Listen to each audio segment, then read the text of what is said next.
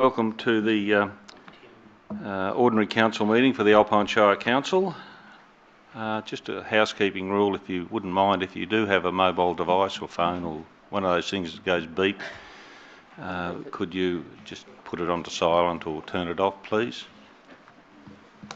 Check mine. That's right, yep.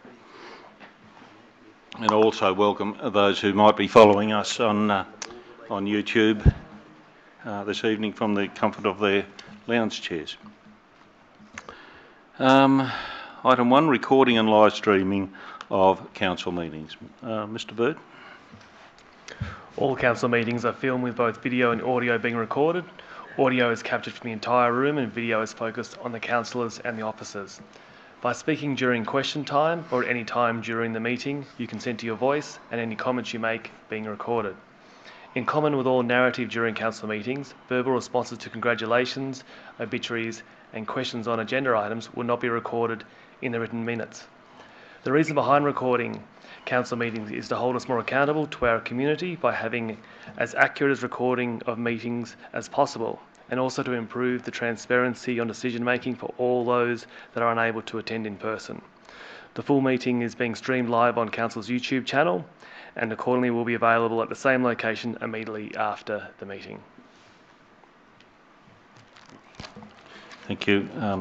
Item 2, acknowledgement of traditional custodians and recognition of all people. Could stand, please.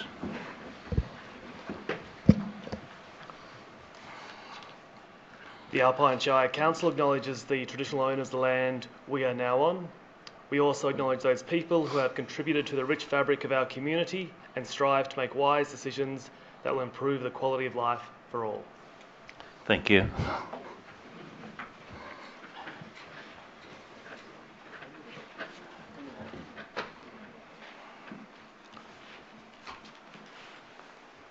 Item 3, confirmation of minutes.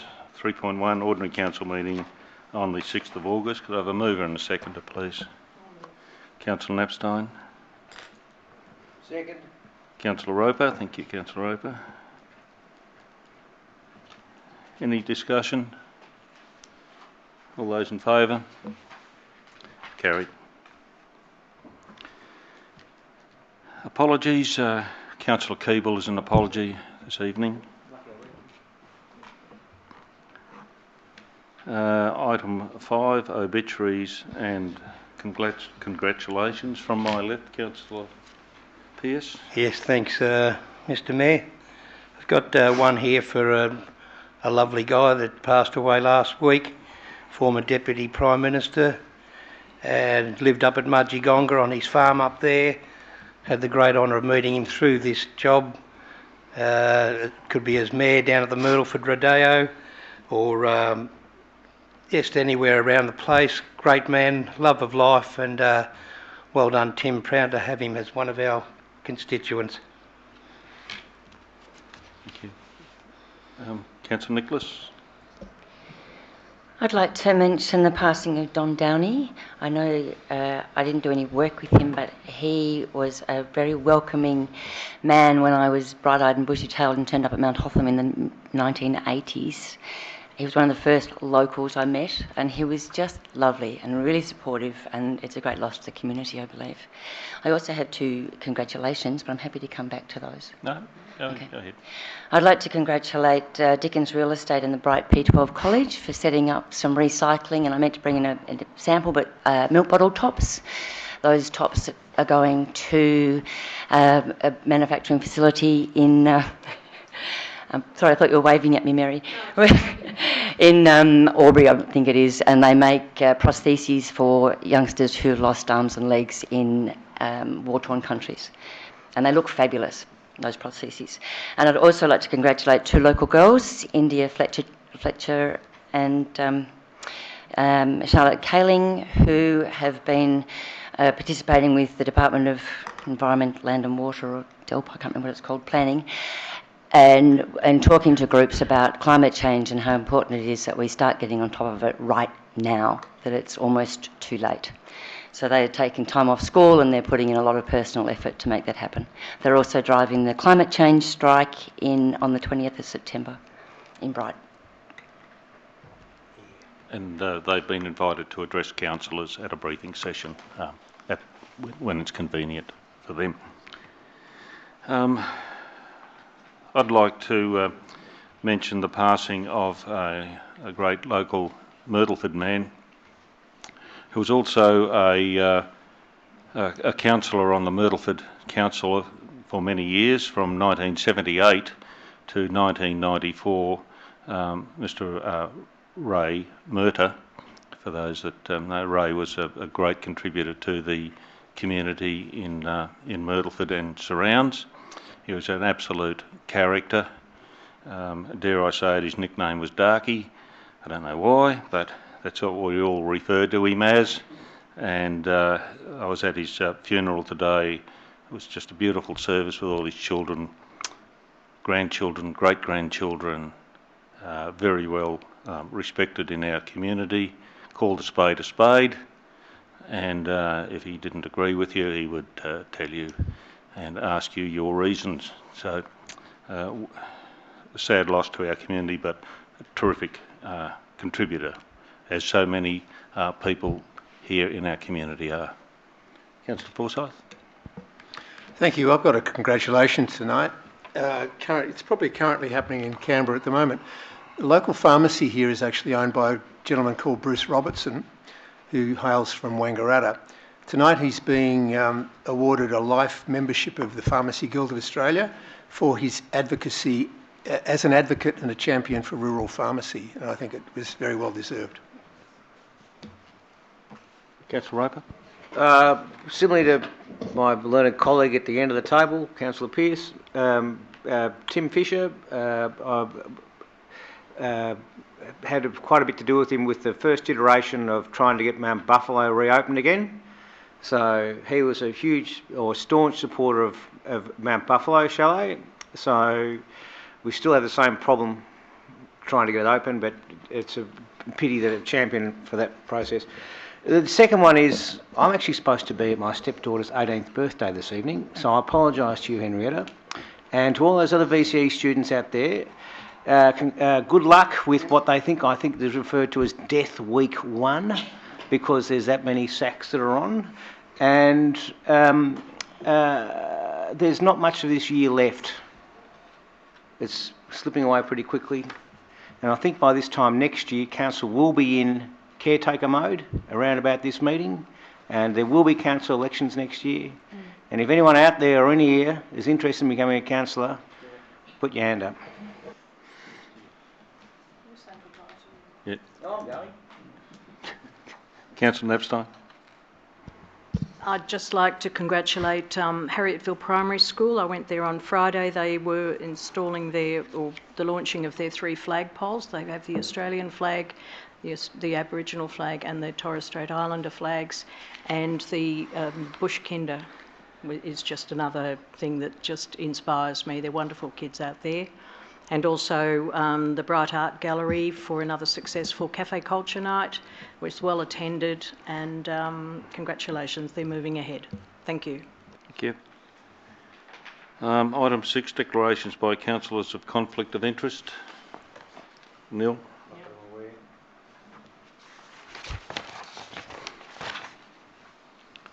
Item 7, public questions.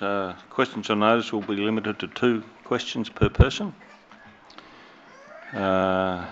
Questions on notice can be written or from the floor. I have a question on written question, which I'll deal with first, which is on notice. It is from Jane Sullivan, and it's in relation to Dinner Plain. 1, can Council update the community on the status and expenditure of the Dinner Plain Reserve? And 2, can Council advise what results have been achieved from marketing expenditure at Dinner Plain in 2018-19? I think, Mr Jeremy, you have a response. Thank you, Mr Mayor. The value of the Dinner Plain Reserve on the 30th of June 2018 was $1,025,000. During the year, the expenditure was $1.73 million and the income was $1.43 million. So the net reduction in the reserve was $298,000 over the 2018-19 financial year, which leaves the value of the Dinner Plain Reserve at the 30th of June 2019 sitting at $727,000. Second question related to the results we've achieved from the marketing expenditure. So what I'll point out here is that through research that Tourism North East has carried out, we know that the number one barrier to visitation in the North East is an awareness of what products we have on offer. So increasing awareness translates into an increase in visitation. So what I can report from our marketing expenditure in Dinner Plain, traffic to the visitdinnerplain.com website increased by 22% on the previous year. Facebook followers now total 10,500, which is an increase of 25% over the previous financial year. We have Instagram followers of 4,200, which is an increase of 57% over the previous financial year. We've had a number of media for Mills which have achieved articles in The Age, Snow's Best Holidays, Win News, Prime News and ABC. Dinner Plain has featured in each of the following print and collateral guides, so Ride High Country, Walk High Country, Feast High Country, the Brighton Surrounds Walks Guide, Brighton Surrounds Cycle Guide and the Brighton Surrounds Official Visitor Guides. Dinner Plain is featured on Snow Victoria website. In addition, the Ride High Country outdoor billboard campaign, which Tourism North East executed, that's featured Dinner Plain mountain bike billboards in Swan Street, Richmond in December 2018, digital rotating billboards on the Eastern Highway, Nepean Highway and Punt Road in January 2019. So there's been a significant growth in visitation to our social media sites, and also we've had a very active campaign out in the media. What we don't know at this stage is how this is going to translate into actual increase in numbers on the ground. We only find out that information when we get feedback from the tourism operators at the end of the season, so we'll be able to provide more information at that point in time. Thank you. You'll get that information to Ms Sullivan? We'll be able to, yes. Yep. Yeah. What it's worth noting is that the amount of information we receive from different tourism operators is inconsistent up there. So some of the accommodation provide us with very detailed information, and some of them don't provide us very detailed information. So we'll be able to provide whatever information we're provided by the accommodation providers, we're happy to share. Thank you. Councillor Forsyth? Sorry, just on that, can't we set up some kind of a more formal capture of that data, like questionnaire type thing? Thank you, Councillor Forsyth. It's not private data. We've tried that. We're open to other suggestions to extract data more consistently. We haven't been successful to date. So some accommodation providers are very open with the data that they provide us, and others are very closed. Yeah. Okay, thank you. I'll take questions from the floor now. So can I just predicate this, please? And I suspect that a number of people are here tonight in relation to questions on rates in general, and all. Thanks, Ms Cook. And also the topic of the Bright Iconic Rod Run. So could I please ask if you are addressing council, and works both ways, that it is kept calm and respectful, and we will endeavour to answer the questions as best we can. Those questions we can't, we'll take on notice and get back to the person asking the question. And I think the way to deal with this tonight, so that it's more ordered, I'll deal with any questions that might relate to our rating strategy or rates. If people are happy with that, I am. So if you have those questions, if you would just put your hand up. So that for those that haven't been here before, the deal basically is you have the podium over there. There's a speaker there that you can speak into, and if you just give us your name and address so that we understand where you're from. And they are questions, they're not statements, so to speak. I understand that you might have to make a small statement at the initial part of it so we know where you're coming from, but they're not to be long, rambling statements. I think we'll get the gist of things pretty well, pretty quickly. So if that could be just kept in mind, please, from the public.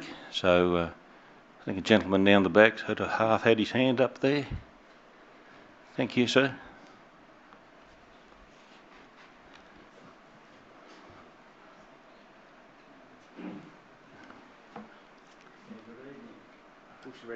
Yeah, just the red button there. Lou, good on you. Okay. Yeah, I did have a statement to make until you said you want questions, not statements. I did accept a small statement, Small statement a precursor was, statement before the question. So okay. I'm here to represent a group of people that we call the Alpine Shire yeah, rates. could I just get you, just state your name and Oh, address, sorry, mate, please. yeah. Yeah. Yeah, that's my good. name's Graham Pagram, commonly known as Blue. I live in 411 Mount Buffalo Road, Pawpunka. Thank you, sir. Yeah, I sort of represent a group we call the Alpine Rates Shire Discussion Group. And through talking with the community, the larger amount of the community are bewildered why the rates keep going up so much, how you work them out, and what they get for them. They're not happy with what money that they put into the kitty is being spent on. They seem to think it gets spent a bit too much on, pick a group, push bike riders, not the people who put the money into the kitty. It's, you know, blocking off roads, cutting off lanes on Delaney Avenue, making lanes everywhere for push bikes when they don't put in. Because when they come up here, they don't put in. They bring their own food and they don't buy anything, they go. Okay. So And they cause trouble on the roads. So I think we have a video clip that is. Oh, sorry. So that's what you were saying. Now, what's the question? We'll just Well, get to I that just bit. wanted to bring it to your attention that ratepayers aren't happy with the way they increase, the amount they increase, and what they get for it. And they're concerned about this, the third bin that's been coming along and no one knows anything about it. All right. So we've got a number of topics there, and I think maybe this video, although it is simplistic in part, if we could show that so that people have a brief understanding of what happens with their rates, and if you, Blue, if you just want to step over just a little bit so people behind you can see. Councils collect rate payments from home and business landowners to fund lots of important local services for the whole community. Our rates fund sport and recreation facilities, parks and open spaces, roads, footpaths and bridges, social programs and much more. Rates are calculated by considering the council's annual budget requirements. The amount charged to each ratepayer depends on a property's value. Here's an example. This is Jenny. Jenny lives in the city of Pleasantville. Jenny's property, including her land and buildings, have been valued at $600,000. Properties are independently valued each year by the Victorian Valuer General. For their 2019-2020 budget, the City of Pleasantville has determined that they need to collect $50 million in rates to contribute to local services and infrastructure. To allocate this amount across all rateable properties in the municipality, the City of Pleasantville calculates a rate in the dollar amount. The $50 million the council needs to collect in rates is divided by the combined value of all the rateable properties in the City of Pleasantville to calculate the rate in the dollar amount. The rate in the dollar amount is then multiplied by Jenny's individual property valuation at $600,000 to calculate her rates for 2019-20. Jenny will pay $1,500 in rates to the City of Pleasantville. Property values change over time, which is why they are valued annually. Properties that have increased in value relative to others in a municipality could receive higher rates, while properties which have decreased in value may pay less in rates. It's important to understand that increased property values does not mean councils increase the total amount of revenue received from rates. Councils can set different rates in the dollar for different land types, and many offer rebates, discounts, and allow for financial hardship. They can also collect fixed charges for services such as waste disposal. Rates provide around 60% of all Victorian Council revenue and help to fund the essential public services we all use. Over $5 billion will be raised in rates this year. The Victorian Government is reviewing Victoria's rating system to make sure it is fair for the whole community. We want to hear from all members of the community how we can improve our rating system.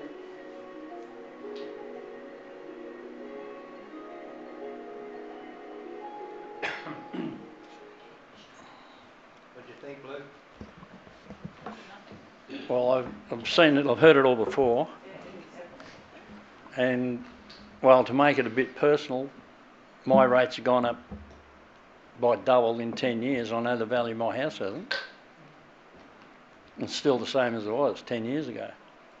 And that's not valued by the value general or whoever you said it was. That's just what the market's willing to pay and buy and sell it for. Yes, so there is a process. I don't know if you understand the process, that if you're not happy with what the rateable value of your property is, that you can question that with the appropriate authority and have it revalued. And I don't know if you've done that. Certainly, in my own case, I'd like to live in Pleasantville and pay that amount of rates. However, that doesn't answer your question. So that's one option open to you, and I assume that the staff, and you have spoken to staff here, have explained that to you if you're not happy with... Yeah, they explained it like that. I think a lot of people out there are wondering about this 2.5% cap, which is what all you read in the newspaper. Yes. The rates are capped at 2.5%. Well, Ms Cook, you happy with that from Ms Cook? I can give a brief kind of overview as to how that works. So did you see in the video... Ms Cook, you might just a little bit... Did you see in the video where they had the overall calculation and they put the overall rates and the overall value across the municipality in? Yeah. The 2.5% is based on the overall calculation. So it's your 2.5%. So it's 2.5% of how much council gets in total as income. If the income is capped at 2.5% in total to council. But the way that it's then determined through the rating system is the way that total pool of council money is broken up by individual properties is about the individual property valuations. So what happens is when a particular area in the municipality's property values goes up higher relative to other areas, the amount they pay changes. The amount that comes to council stays the same. We don't get any more for it, but the way it's divided up amongst the Shire changes. So, for example, rates in Bright, property values in Bright have gone up higher compared to other areas within the Shire, which means that Bright's valuations are higher, which means in general Bright pays more in terms of rates than other areas the Shire might do based on the valuation of the properties. Does that make sense? So the total income to council stays at 2.5% capped, but it isn't capped per individual property. The way it's paid per property is based on the valuations. Now, the valuations aren't undertaken by council. We don't manage or do that process. That's a state government process managed through the Valuer General's office. So on the back of your rates notice, if you don't believe that the Valuer General's office and the valuers have valued your property correctly, you need to make a call in the numbers on the back of your rates notice to them and have them have another look at your valuation, because that valuation determines how much of that overall pool is taken that you need to pay as part of your rate. So the valuation of your property is really important because it will work that out. So they only do that by drive-by, do they? They don't knock on the door and say, give us a look at your place. No, so what they do is they do a market assessment, is my understanding. They do a market assessment across the market. So if you do think your valuation's too high of your property, then it's really important. You should have a look at the back of your rates notice and put in lodge a request to have it looked at, because that valuation will determine how much you end up paying on your rates. Does that kind of help? Yep. Yeah, no worries. There's two other things too, Blue. Sorry. I've actually gone through the process of questioning the valuation, but on some rural land that I've got, and it's well worth doing. So the other part about this is that on your rate notice, it's not only rates, there's waste. And waste is fully charged. So if the cost of us getting rid of our waste goes up, that is reflected. It's not capped at 2.5%, it's what council can do the deal for, which we've been pretty good at doing recently. And in the last 10 years, we've also had, because of the natural disasters or the bushfires, we've had the fire service levy lumped onto the rate notice as well too, which was normally picked up by an insurance company if you had insurance. So that's more money that goes onto your rate notice that you've got no control over. So in reality, yep, it's an interesting one. I've been keeping track of what my rates have gone up on an annualised basis since before I was on council. And some years there's not much movement, and some of the years there is a bit of movement. But by and by, if you're happy, if you think the capital improved value of your property is more than what it's actually, please put in Yeah. an application to have it reassessed. I was also asked to mention years ago, if you have a rate pay, you got coupons to go up to the tip. People want to know what happened to those. Like you pay your rates with the waste disposal and all that. Then it's even got another one. Waste management was $80-something, and then after that it was management of the fee. So Why do you have to have someone to manage a fee that already comes in? So I can explain a little bit on that. So actual disposal of waste is really very expensive. So the cost that so when you go to the transfer station, you pay to go into the transfer station. That doesn't even begin to cover the cost that we incur to actually run and to dispose of the waste through that transfer station. So that $85 fee that you pay is the amount that we need to have just to run those services over and above the fees that we get in from those services.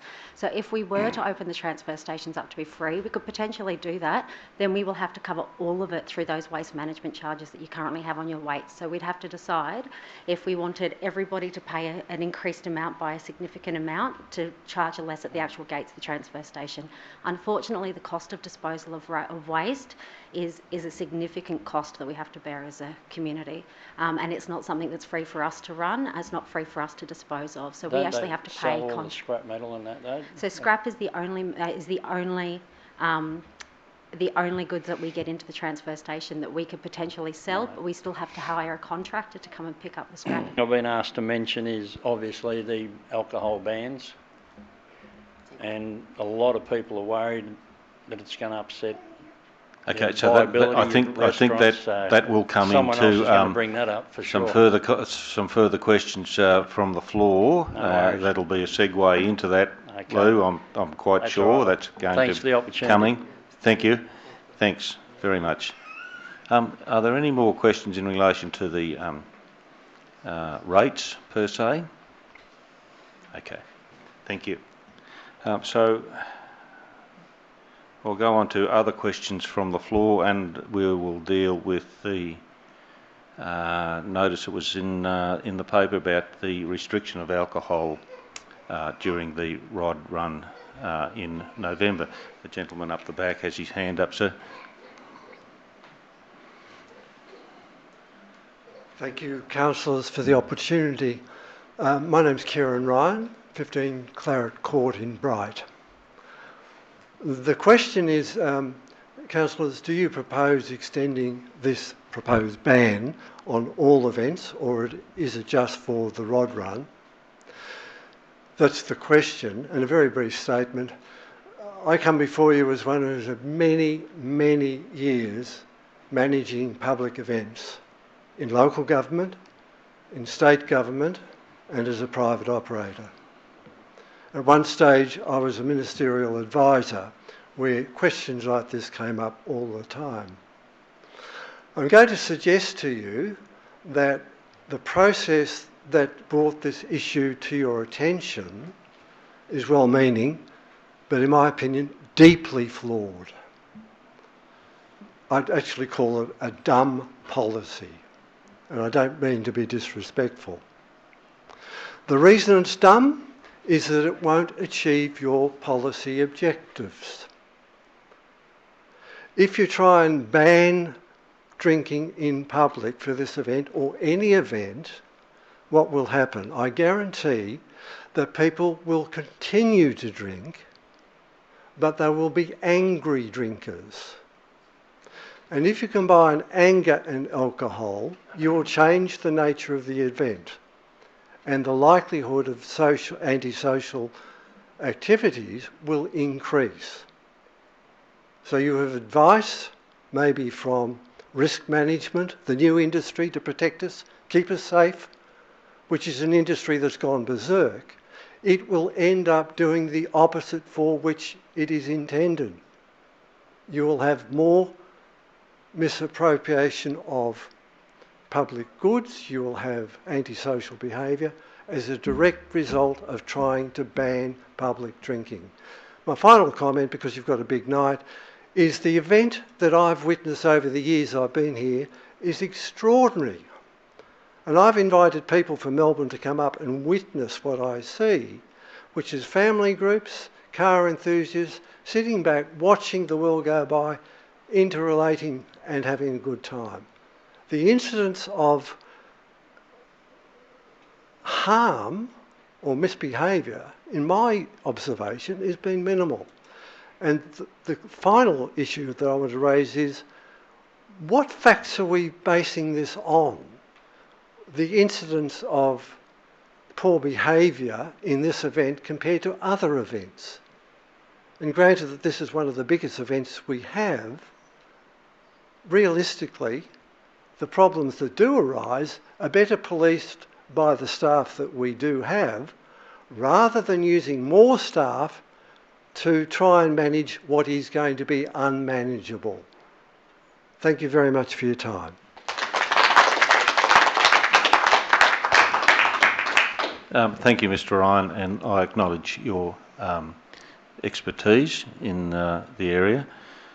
So I'd like to respond. No, we don't anticipate extending this alcohol ban to other events at this point, unless there is a risk assessment that has been done that recommends that occur. The people that are on the risk assessment panel are not professional risk assessment people. They are members of council staff. They are the local police, CFA, SES, Alpine Health, and ambulance. Thank you. They sit on that risk assessment committee. Every event has to submit a risk assessment on their event to council.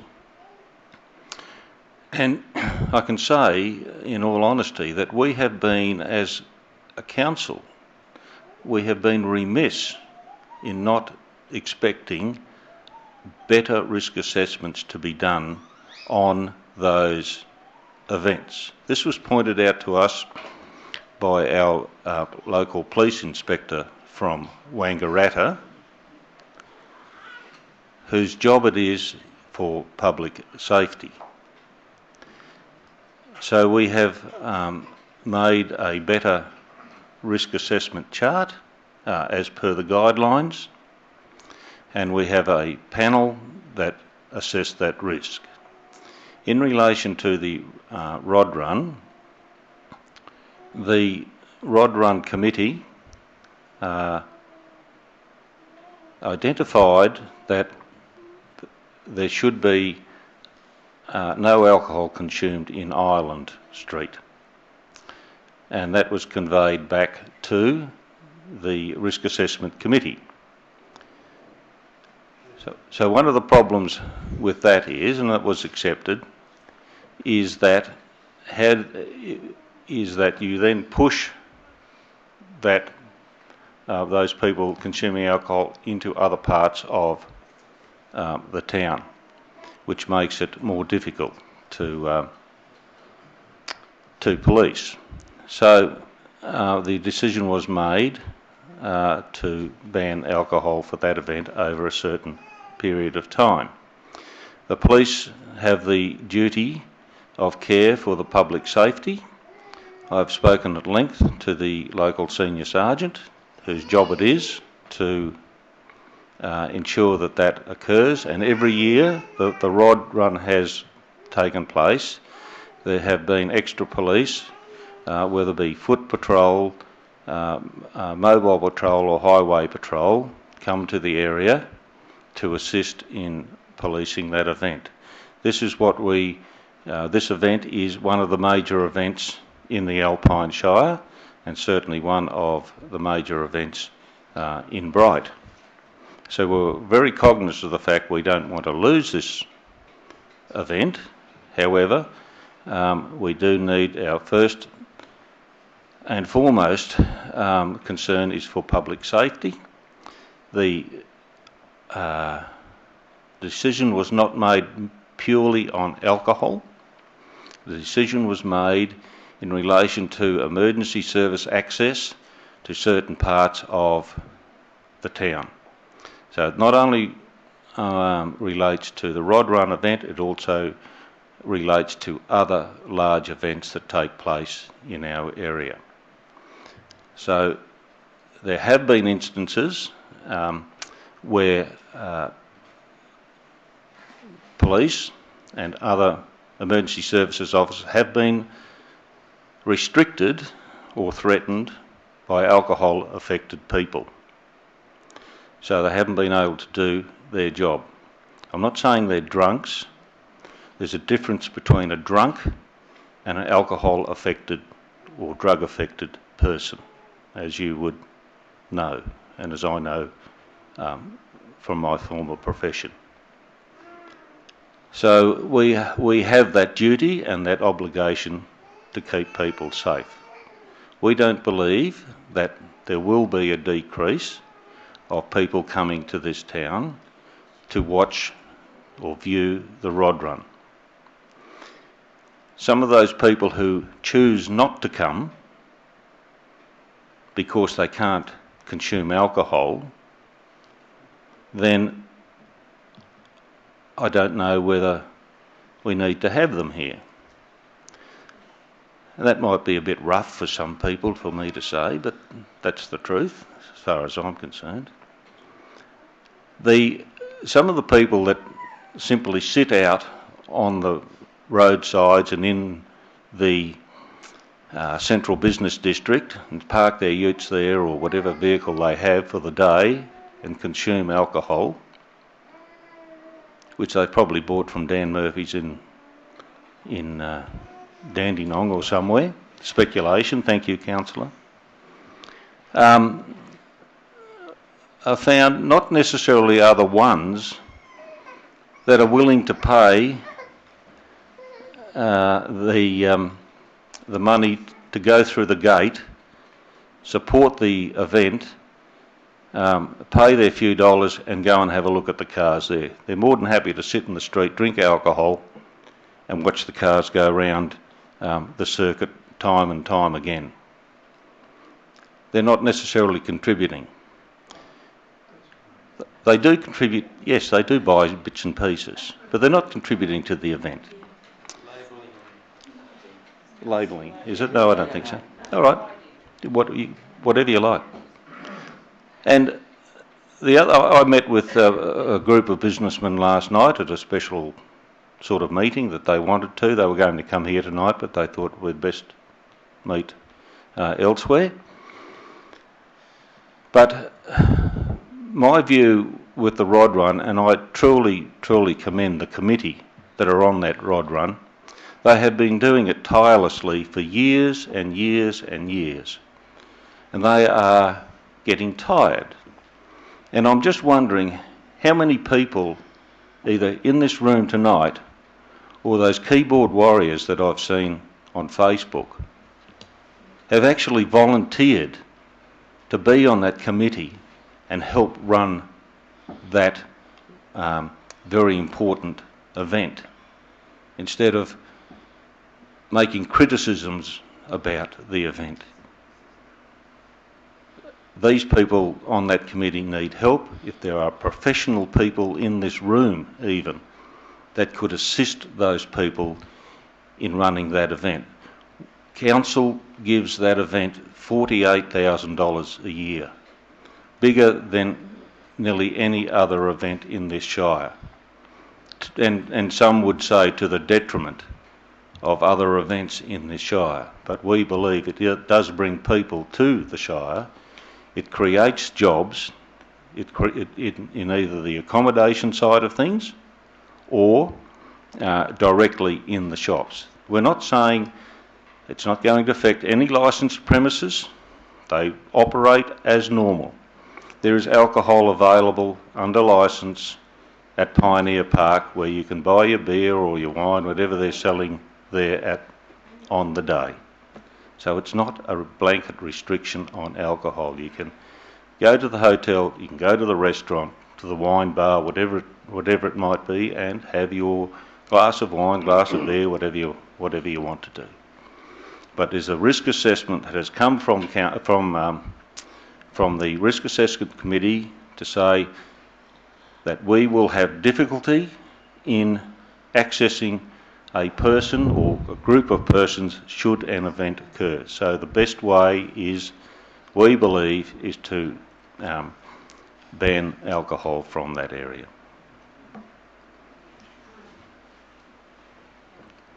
Yes, sir. Madam. Ma'am. No. Sorry, I couldn't say. My name's Sally. I'm from the Star Hotel. I'll also just start with my questions. We've been here for 4 years, so I'd like to be provided with details of all incidents that occurred in the last 4 years that have involved the police or caused physical harm. I'd also like to ask, I understand and I think that the idea of opening this panel outside of council was a good idea. However, why weren't relevant businesses such as ours, that is a licensed venue, included in this? You talk about pushing, when the Rod Club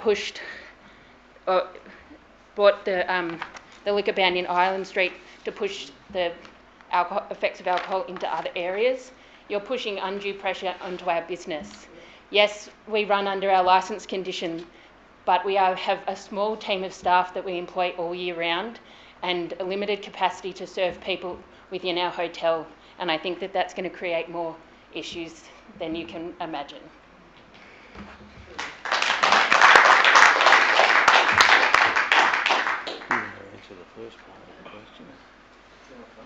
I think it's on the second part of your question. If you're a licensee of a hotel, you have a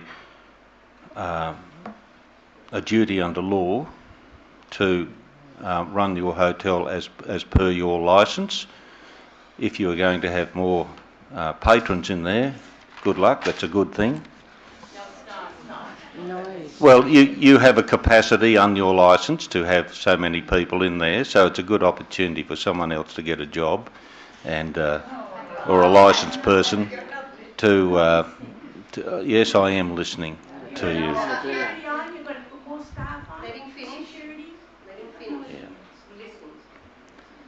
You've no doubt run a licensed premises for a number of years, and you know what concerns there are. You can restrict the number of people coming into your licensed premises. You are the licensee, you hold the licence, you hold the responsibility. Thank you. As far as the first part of your question, the people on the committee, I think that's what you're referring to. One of the questions was the proof of reports of incidents, and then why weren't other businesses included in the panel? Well, I don't know whether the businesses, including on the panel, Mr. Jeremy, are you able to assist, or Mr. Bird? Which panel? The panels that make the decision. The risk assessment panel. Why weren't they included? Let's see. Why weren't businesses included? Mr. Mayor, the risk assessment panel was comprised of the emergency services, which you listed off, also Alpine Health. At the time, it wasn't identified that the businesses would be appropriate on that panel. It's something which we can take into consideration for future events.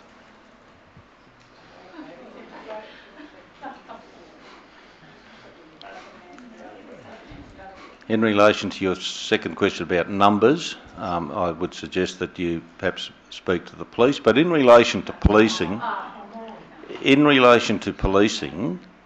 there are a number of ways you can conduct policing. You can go in hard and knock everyone off for every minor offence, or you could take a softly approach and an educational approach.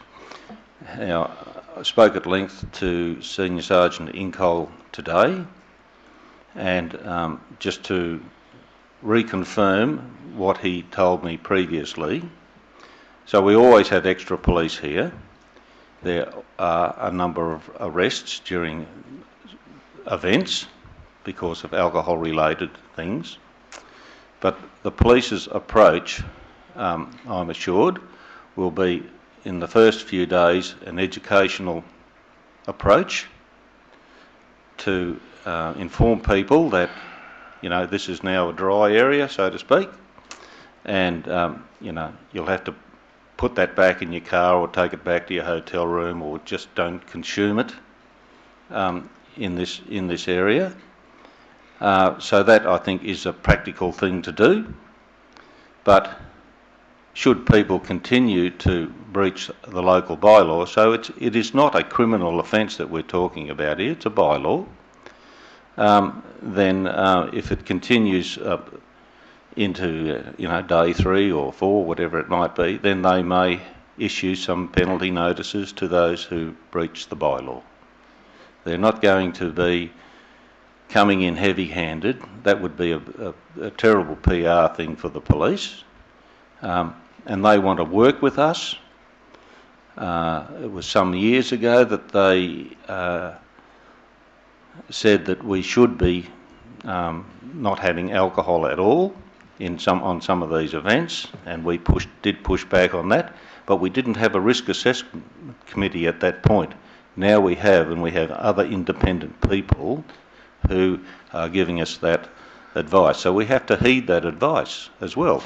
If we don't heed that advice and something terrible goes wrong, we can leave ourselves open as well to some sort of liability. Now, as I said before, a drunk person is quite easy to deal with because their bodily functions generally have basically fallen over. So you just have to really pick them up like a bit of a rag doll and put them into somewhere safe. But an alcohol-affected person is rather different. They can be 3 types of people: yes, no, and maybe. You don't know what you're going to be dealing with some of these people. So, but they're not necessarily drunk. They're just not their normal selves, put it that way. So that does take resource as well, and you still have to keep them safe as well from themselves and from others. So there might not be a statistic on that.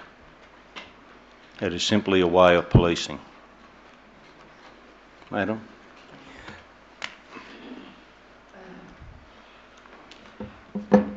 I think we've been here before on this one. So I'm Gail Bennett at Great Alpine Road in Freeburg. This is such a hard call for the councillors, the risk assessment for everybody. I think also it is the wrong call. You again are going to talk about the ambulance or the police. They've got to make their way through crowds. So you're expecting the crowds to still come, and you're still going to have that inability if something happens in the middle of that huge crowd of getting an ambulance there. That's at anywhere. That could be at the MCG, it can be at any concert. They're always going to have trouble accessing those to get to those people that need the help. But my biggest, and this is my only question, and I want probably everybody to look at, is just why. Simple reason why. I've got an article here in 2017 in the Alpine Observer. Police praise Rod Run behaviour. That's 2 years ago. We had no, I do have the numbers on your incidents last year. We had no major incidents that were able to make it to any newspaper or for the police to put it out there, but the behaviour was so bad that now you've got this risk. It is a nanny state where you're letting everybody else tell us, the people, of how to behave, where to behave and what to do it. It's a legal requirement that you can go in anywhere and buy a drink. But then you want to tell that very person where they can drink it. I don't drink in the middle of the street, I have no interest. But if I do want to go into the Star Hotel, I'd like you to tell me how many people their licence is. Maybe it might be 400 people can be in there. The Alpine's the same, and we've all seen the Alpine be overcrowded, non-observance of drinking alcohol or, you know, the laws as such. Just let them keep coming in. So you get 400 people in there and that's your limit. Now you've got 1,000 outside that would like to get in and have a glass of wine, but they can't get in because you know what? You're going to have security on that door saying, sorry, you can't come in here because they're at their limit. If one person comes out, you can go in. What do you think that's going to create? Not all those people are going to be drunk and want to argue with everybody. They're going to want to get a drink. It might be a hot day, and you just want to tell them that they can't sit on the nature strip outside their own motels or hotels. I've never seen any trouble on those streets at all, and the police can't say that they've been called. They haven't been called. I don't believe the Rod Run, the people that are on that committee. Yeah, they do need help. And people do put their hand up for certain things to do, traffic managers, direct people through. But I don't think any of you are really seeing, and I hope you all turn up to the Rod Run, I don't think you are really seeing how people are going to get into those premises. You're already talking about just restaurants having to have security on their door. And that is a true statement. There's a restaurant trying to hire security because they're going to have to say, yeah, you can come. People are going to book all those places out. Everywhere for dinner is going to be booked, so then they can sit there. So the thousands outside, and we are talking thousands, can't get in to get a drink. They're going to go to Woolworths, maybe buy it. They're going to be sneakily drinking it. You are creating a nightmare of your own making. And when it does come down to it after, I don't wish for any of this to happen. But when this does happen and you have to review it again next year, I hope common sense prevails and you change your mind on it. Realistically look at it, that we haven't... You can't just keep saying taking the high moral ground and telling us how to behave and saying this risk assessment says it might happen. You know what? Because for all these years, it hasn't happened. It has not happened. So if you could just say that one word, answer it for me, why? You tried to change the bylaws a few months ago. Again, I was up in arms about you're not consulting the right people. I've spoken to people from CFA today and the other departments. They're not saying they've had that much trouble, but you're using their words to downtrod the people that vote you in. I mean, that's all you've got to look at it. You've got to look at the big picture of not just changing bylaws without consulting the public. We voted you in to work for us, and that's you're not hearing us. Don't talk about a keyboard warrior. Yeah, I answer people that ask questions. I try and keep a lid on it. I said to people today, come along, listen to the questions, but don't be rude if you don't like the answers. But that's what we want, and we won't stop. The keyboard warrior will still go on. There's a petition being started. Do you know how many people are going to sign that petition over the Hot Rod Run weekend? I'm going to personally be out there speaking to them non-stop until you listen to the public at what they want. You have no right to tell us what to do and use the higher ground of you're doing it for our benefit, because you're not doing it for our benefit. You're letting an outside police person, she's from Wangaratta. I don't care what she says about her events, that they've gone ahead and gone well. No, we don't need drink to have a good time, but that's our decision, not yours to tell us what to do.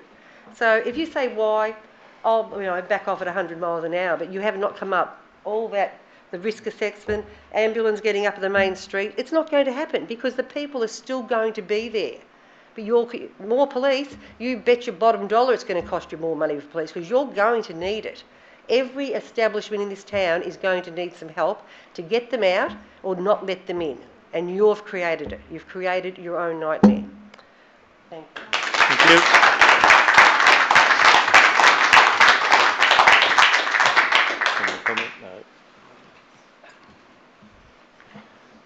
I don't think I can answer your why at this point in time. I think I've answered it before, but you haven't. We'll have to agree to disagree on my why and your why, or my why anyway. Are there any further questions? Yes, ma'am. Okay, I'm Liz Dosser from Rebecca Drive, Bright. I'm probably the main keyboard warrior that you're referring to because I started it all on Facebook. I have two concerns. One, we've had members of VicPol stay with us over Hot Rod weekend and they've come home saying that they were bored and they didn't know why they came up from Melbourne because there was very little for them to do. They were totally bored. So that's a concern for me. And secondly, how are you going to police all of this? If I'm standing there with a wine glass in my hand, how do you know whether it's water or wine. If I've got a can of Coke, how do you know whether it's just a can of Coke or whether I've tipped something into it? How is this going to be policed? And at what cost? Because you're going to have to bring more people up to go around sniffing all our glasses, all our cans. How is it going to be policed? I don't know if you were listening to what I said. The response from the police was that they aren't going to be actively going around sniffing every glass, every bottle. So why are you doing it? Why are you putting this ban if you're not going to enforce it? Well, I'm saying initially it's an education issue with the people, and it's a softly approach, but if it continues, then the police will act, as they are entitled to under the law. What do you mean if it continues? Because if they continue, if people aren't listening or heeding, they will start issuing notices. So how are they going to start enforcing it so people can listen? Let's just start issuing notices. Simple as that. I don't think that's appropriate. So they're going to start handing out. They're going to start handing out notices to people, are they? Yes. So people. Not initially. Can you listen to what I'm saying, Ms. Dosser? They will talk to people on the street and say, if that is alcohol, or that is alcohol, if it's clearly identified as alcohol, then you shouldn't be drinking or consuming that alcohol in this place. All right? Okay, so we'll give you an opportunity to put it away, dispose of it, whatever, but don't consume it.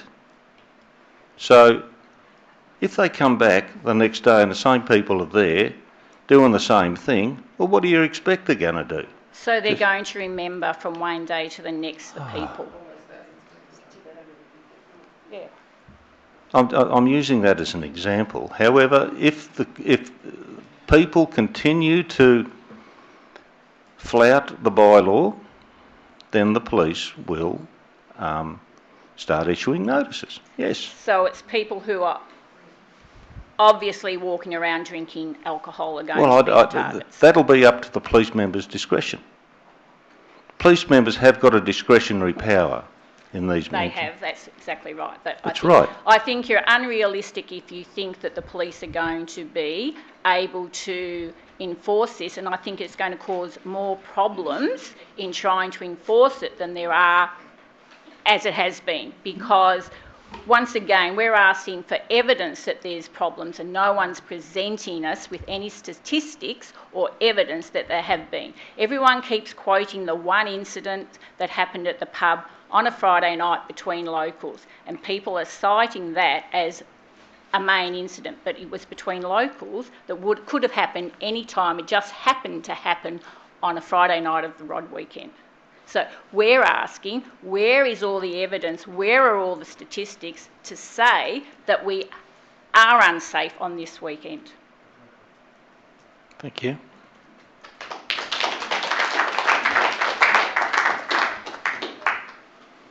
Lady up the back.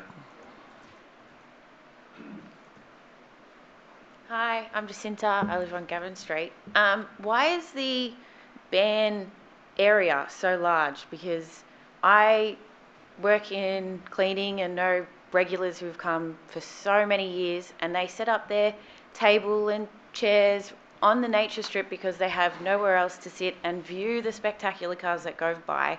Are they going to be targeted for, you know, just having a casual wine with the ladies while their mans do laps around town and then go back inside? They don't go out and keep drinking, but is that going to be imposed on them? Because that's the reason why they come every year, is because that's what they do. That's what they do every year. They come, they get to relax, they get to sit down, watch the cars go by and enjoy their life. If that stops, they will stop coming. They won't be regulars, and then you'll lose out on so much money. I'll lose out on money because they won't come, and then I won't be able to clean the properties.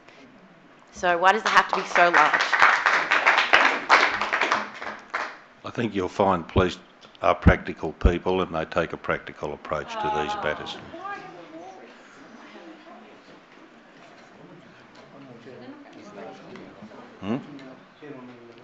Gentleman in the middle, thank you.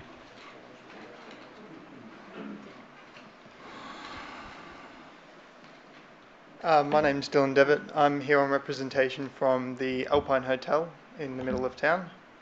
As Sally mentioned before, and Gail as well, just a few short comments. Throughout these major weekends, all licensed venues in Bright operate at capacity the entire time. It's from Thursday all the way through to Sunday, we're at capacity no matter what. The opportunity for people to walk out of our front doors with a drink in hand is an opportunity for us to let more people in and serve more people. So it is a great effect on our businesses to start with, just with that instance. Now, I've spoken to our accommodation manager at work. She has already mentioned to me that several businesses in the area have received cancellations and threats of cancellations based on this ban in particular. Now, my questions.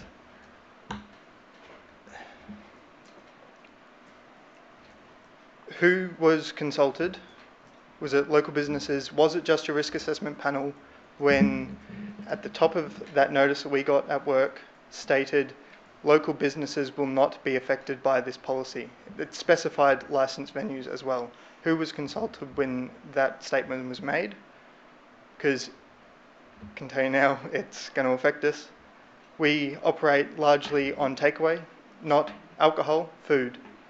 And if we've capped at 600 people, which is our license for the lower level, that's provided our restaurant doors are open.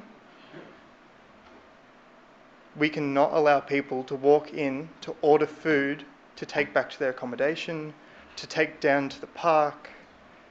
It's a major detriment to us. It's a major detriment to all licensed venues operate on takeaway for food basis as well.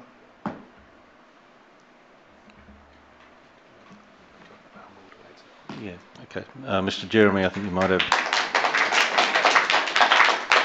Could I just make a couple of comments there?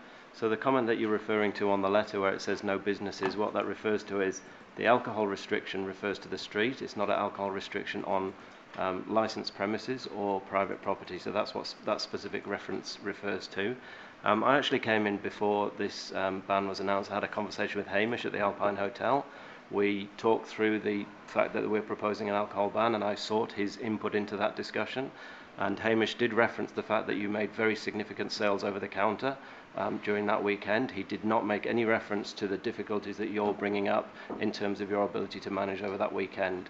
So I had a conversation with a number of the licensed premises in town before that information was made announced to the public in order to seek that input.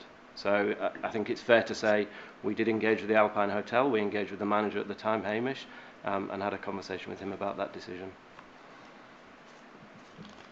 Okay, I have one more question if you'll allow. Now, as a rule, we employ our own security over the period. We have live music on several of the nights. I believe we're set for 3 nights and 1 afternoon currently. I'm not sure on the changes on that.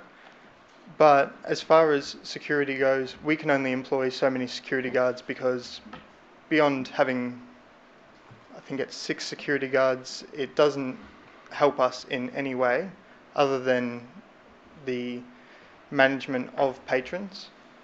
Is there going to be any supplement from the council, Vic Police, the Rod Rum Committee that I'm sure employ some of their own security to manage the event? Is there going to be any supplement from them on licensed businesses and just all businesses in general to monitor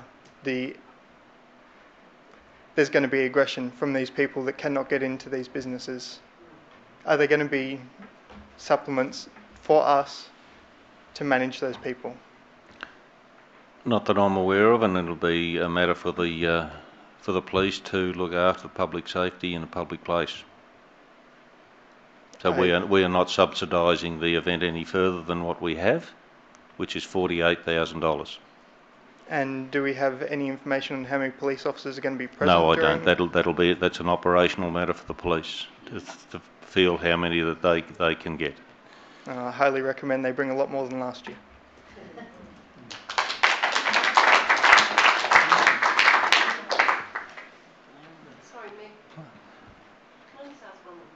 I'll take the lady at the back there, please, Miss Bennett. Hello, excuse my voice, I have a cold. My name's Vicky McCrowan. I live in Lumley Drive, Bright. I'm the local taxi driver. And we deal with a lot of after-hour, when everybody who makes the decisions and makes these decisions are all home in bed. We're the ones that are out there picking up the people. The last Hot Rod Run was a fantastic event. It was so well done, so well organised, and we were out till 5, 6 o'clock in the morning.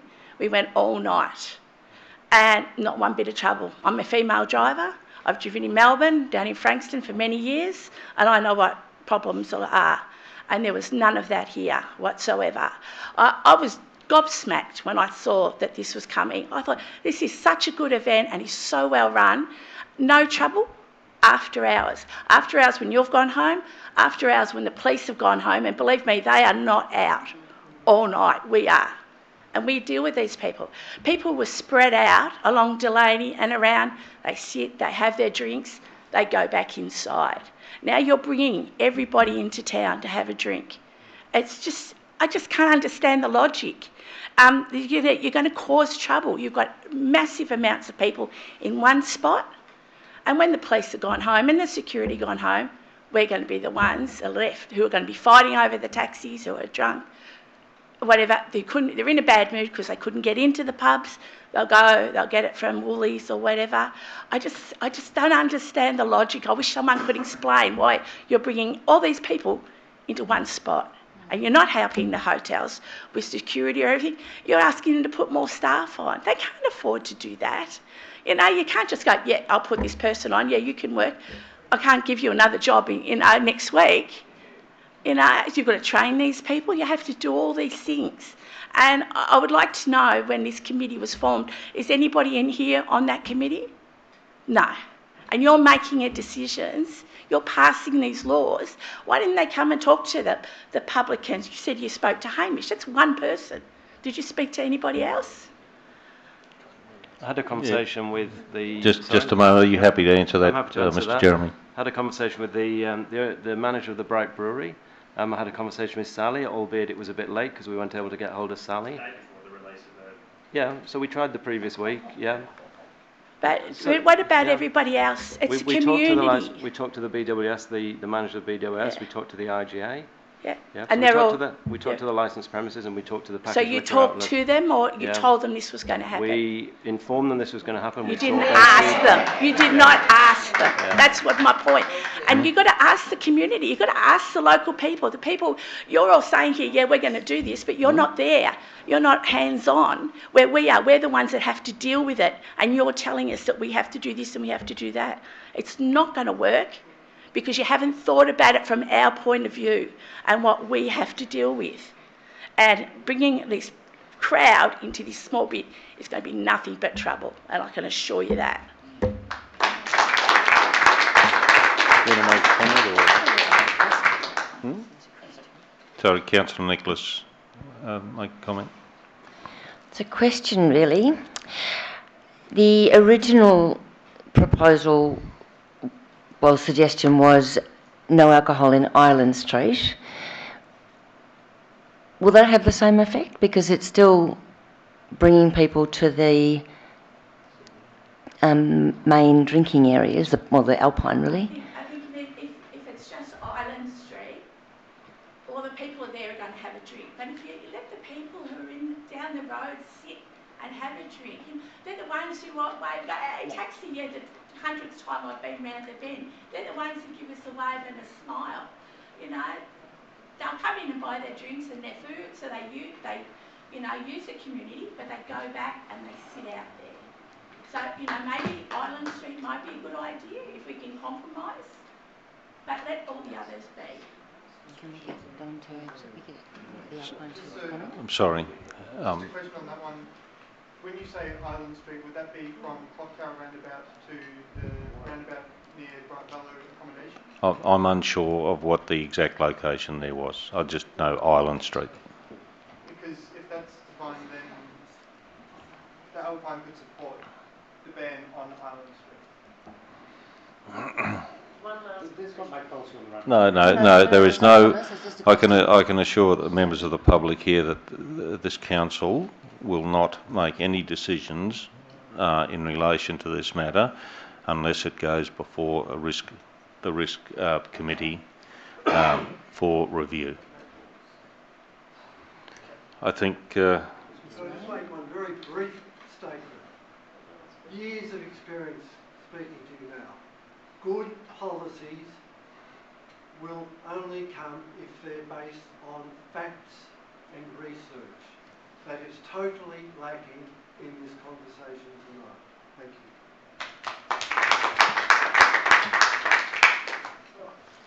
One last quick question. Yep. Is this just the start?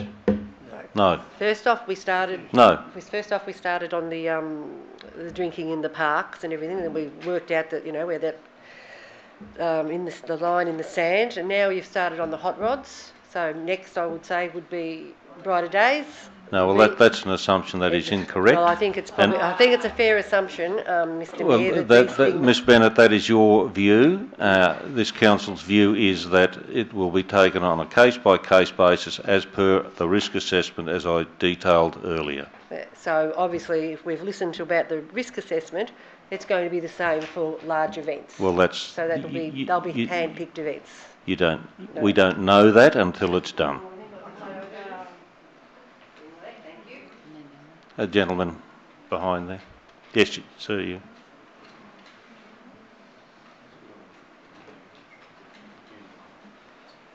Thank you. My name's Greg Schultz. I live in Leader Reef Drive and I'm the owner of the River Deck in town. Two questions and one comment. First, I have a very long history in major projects all around Australia and around the world, and as part of that have completed and been involved in umpteen risk assessments. So I have a very good understanding of the formal process and documentation of risk assessments. And I do understand that just because a risk hasn't occurred doesn't mean it won't. Now, a formal risk assessment has a very detailed process, a very detailed outcome. So first question, is or will it be published, this risk assessment documentation? Second question, does the council have a formal consultation procedure for involving parties to this risk assessment or to other decisions that have been made other than I had a conversation with?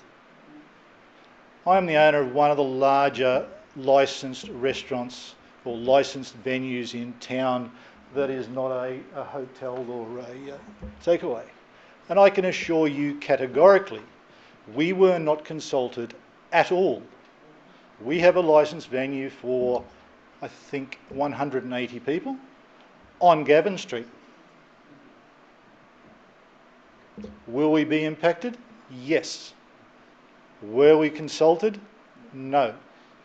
So what is the council formal procedure for consultation with business? And if there isn't one, can you confirm you do not have a process? Thank you.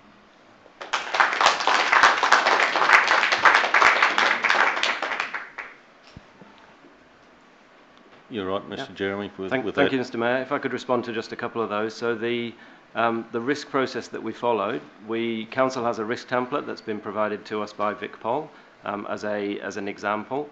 And there's an Australian standard that we follow as we run through that process. I can't remember the number, Australian standard something. So we run through that process. We present the risk template to the Rod Run Committee, and the Rod Run Committee have populated that risk template. So they submitted a risk assessment to council.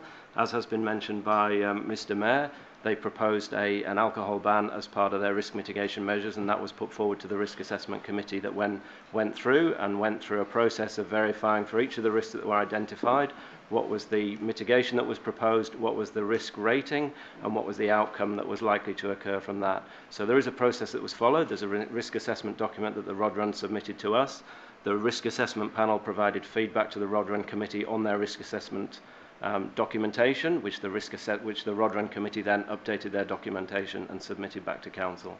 So that's the process that we ran through. As Charlie mentioned, we didn't consult with businesses during this occasion. This is the first time we've had this risk assessment panel process set up. In previous years, it would just be council essentially making a decision on a risk assessment on their own basis. And the feedback that we've had via Vic Paul is that that's unacceptable in this day and age for council on their own to be making those decisions without consultation more broadly. Do I accept the feedback that we could have consulted more broadly with businesses? Yes, I take that on board.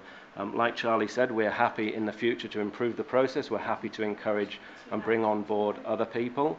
What we have agreed is, as a post-event assessment, we're happy for that to be a very broad assessment and to take into account feedback from business operators, other people who might potentially have been impacted by the decisions that's been made.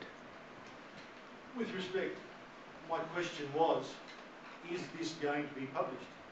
The risk assessment. I understand the process of doing risk assessment. Yep. The question was, yes or no, is this going to be published for public consumption? So I'll have to take that one on notice because it's a document that the Rod Run Committee prepared and submitted to us. So we're happy to have that conversation with the Rod Run Committee about their willingness to have that shared, that document. So it's not a council document, the risk assessment. They submit it to us. We provide feedback on that, and then essentially it's part of their risk management documentation that they put forward when they submit for their event application. So I'm very happy to have a conversation with them about their willingness to release that document into the public arena. And you will give feedback? Feedback when I've had the opportunity to have when I've had the opportunity to have a conversation with the Rod Run Committee. Yeah. Mr. Mayor, I don't think we're achieving much further. No, here. we're starting I to think we should go move on to the in agenda. circles. Thank you. With respect, the second question was, is there a formal process, just a yes or no consult? So I've talked you through the. No. Simple yes or no. Yes, you have a formal procedure for contacting local businesses, and no, you do not. We do not have a formal procedure that requires us to contact local businesses as part of the risk assessment. Yeah.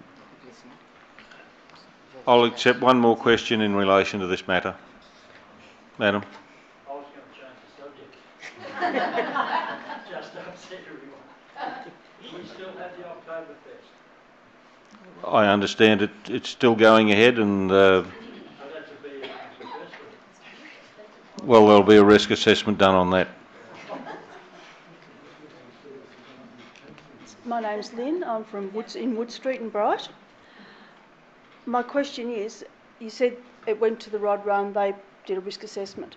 Now, did they categorise where the main risks are, which particular areas? Was it just the Island Street area, or is it the whole area that you've got marked out? We've seen people, like the far end of Delaney, you've got elderly people, they sit out there in their deck chairs, they might have a glass of wine, and they just wave to all the cars that go past. You said the police are going to warn people. They go and warn you one day. Have you got alcohol there? Take it back to your motel. Are they going to keep a list of who they've sort of spoken to? Or is it going to be, oh, I spoke to you one day, I spoke to you the next day, oh, you're the third day, I'm going to issue you a bylaws notice? No, they wouldn't be doing that. Would be totally impractical. I know, but this is what you're saying. You're saying they'll be softly to start with. Yes. But by the time you get to the third day, there may be people that are totally unaware that have come to town, that have not seen a policeman the whole weekend. They get to Sunday lunchtime and the police have had enough. They said, oh, it's third day, we'll start issuing notices. Well, I can't speak on behalf of the police per se. No, I know, it's just not a practical situation. Like, we have a motel. The word is already getting out there to the public that there is an alcohol ban. We've got a couple of families that have already cancelled their booking. They don't turn up drunk, but they go down, they sit there with their children who are about 10 years old, and they have a family picnic, they have a couple of glasses of wine, and they thoroughly enjoy their day. You're going to penalise all these families that want to have a nice social outing and just say, well, we've made a law that you can't have a glass of wine and enjoy yourself while you have a family outing. if they can't get in. So that was just my statement. And I take your point on that. And if there's going to be any sort of review on it, is it just going to be with the same panel, supposedly SES, CFA, etc., that are going to come up with the same conclusion? Is there going to be any chance for anybody else to have any input into it to give different views? Otherwise, there's not going to be any point in sort of getting these people together, have a second look at it, and say, well, look, we've already made a decision without taking into account other people's views. Thank you. Thank you. Did you? No, you weren't going to. Well, we're going to move on from that subject. I think the consensus is that the general members of the public that are here tonight are not happy with the decision nor the process around that decision. So I think we've, as councillors, have heard your views on that, and I suppose going forward, any, as I said before, any matter that may be reviewed will still go back before that risk assessment committee, as we are, as we have to do. If there's new evidence, the same with any sort of matter that comes before some sort of panel or what, if there is new evidence there that can be presented and can be reassessed, then that might well be the process. But it can't come from this forum here. It has to go back to that committee. We didn't make that decision. The committee has made that decision. I'm not trying to blame any committee or any agency or anything like that. Council made the bylaw. They made the regulation or the whatever that goes with that bylaw to say that we in the future have the opportunity to look at alcohol consumption in a public place after a risk assessment has been done, depending on what that event is and what that risk assessment is. There will be events that do have alcohol and will have no effect on the consumption of alcohol in a public place. Bear in mind, this event is not about alcohol. It's about the rod cars. And everyone's getting all thing about the alcohol part of it. And in my view, and I'll say this publicly, alcohol and cars do not mix. I've been to enough of that to see that. Alcohol and cars do not mix. And here we are as a public, in a public forum, screaming out almost, you're banning alcohol.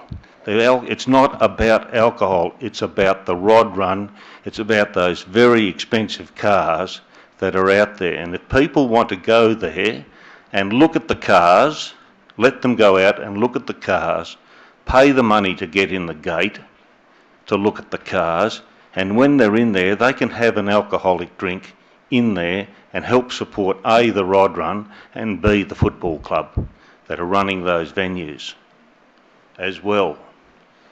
Council have supported this event to the tune of, as I said, $48,000, more than most other events in this shire.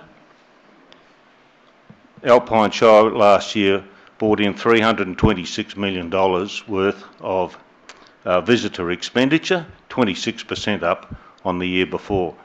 No one can accuse us of not looking after tourism and creating jobs in this area. And yet here we are having a conversation about alcohol.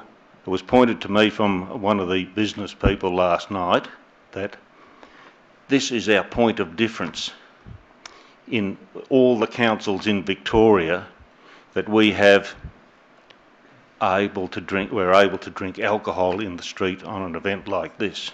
So all those other councils in Victoria that have banned alcohol in a public place, drinking of alcohol in a public place, are wrong, and we're right. That is the argument as I see it. So we're right, everyone else is wrong. There is good science behind all this, and I respect what Victoria Police, who are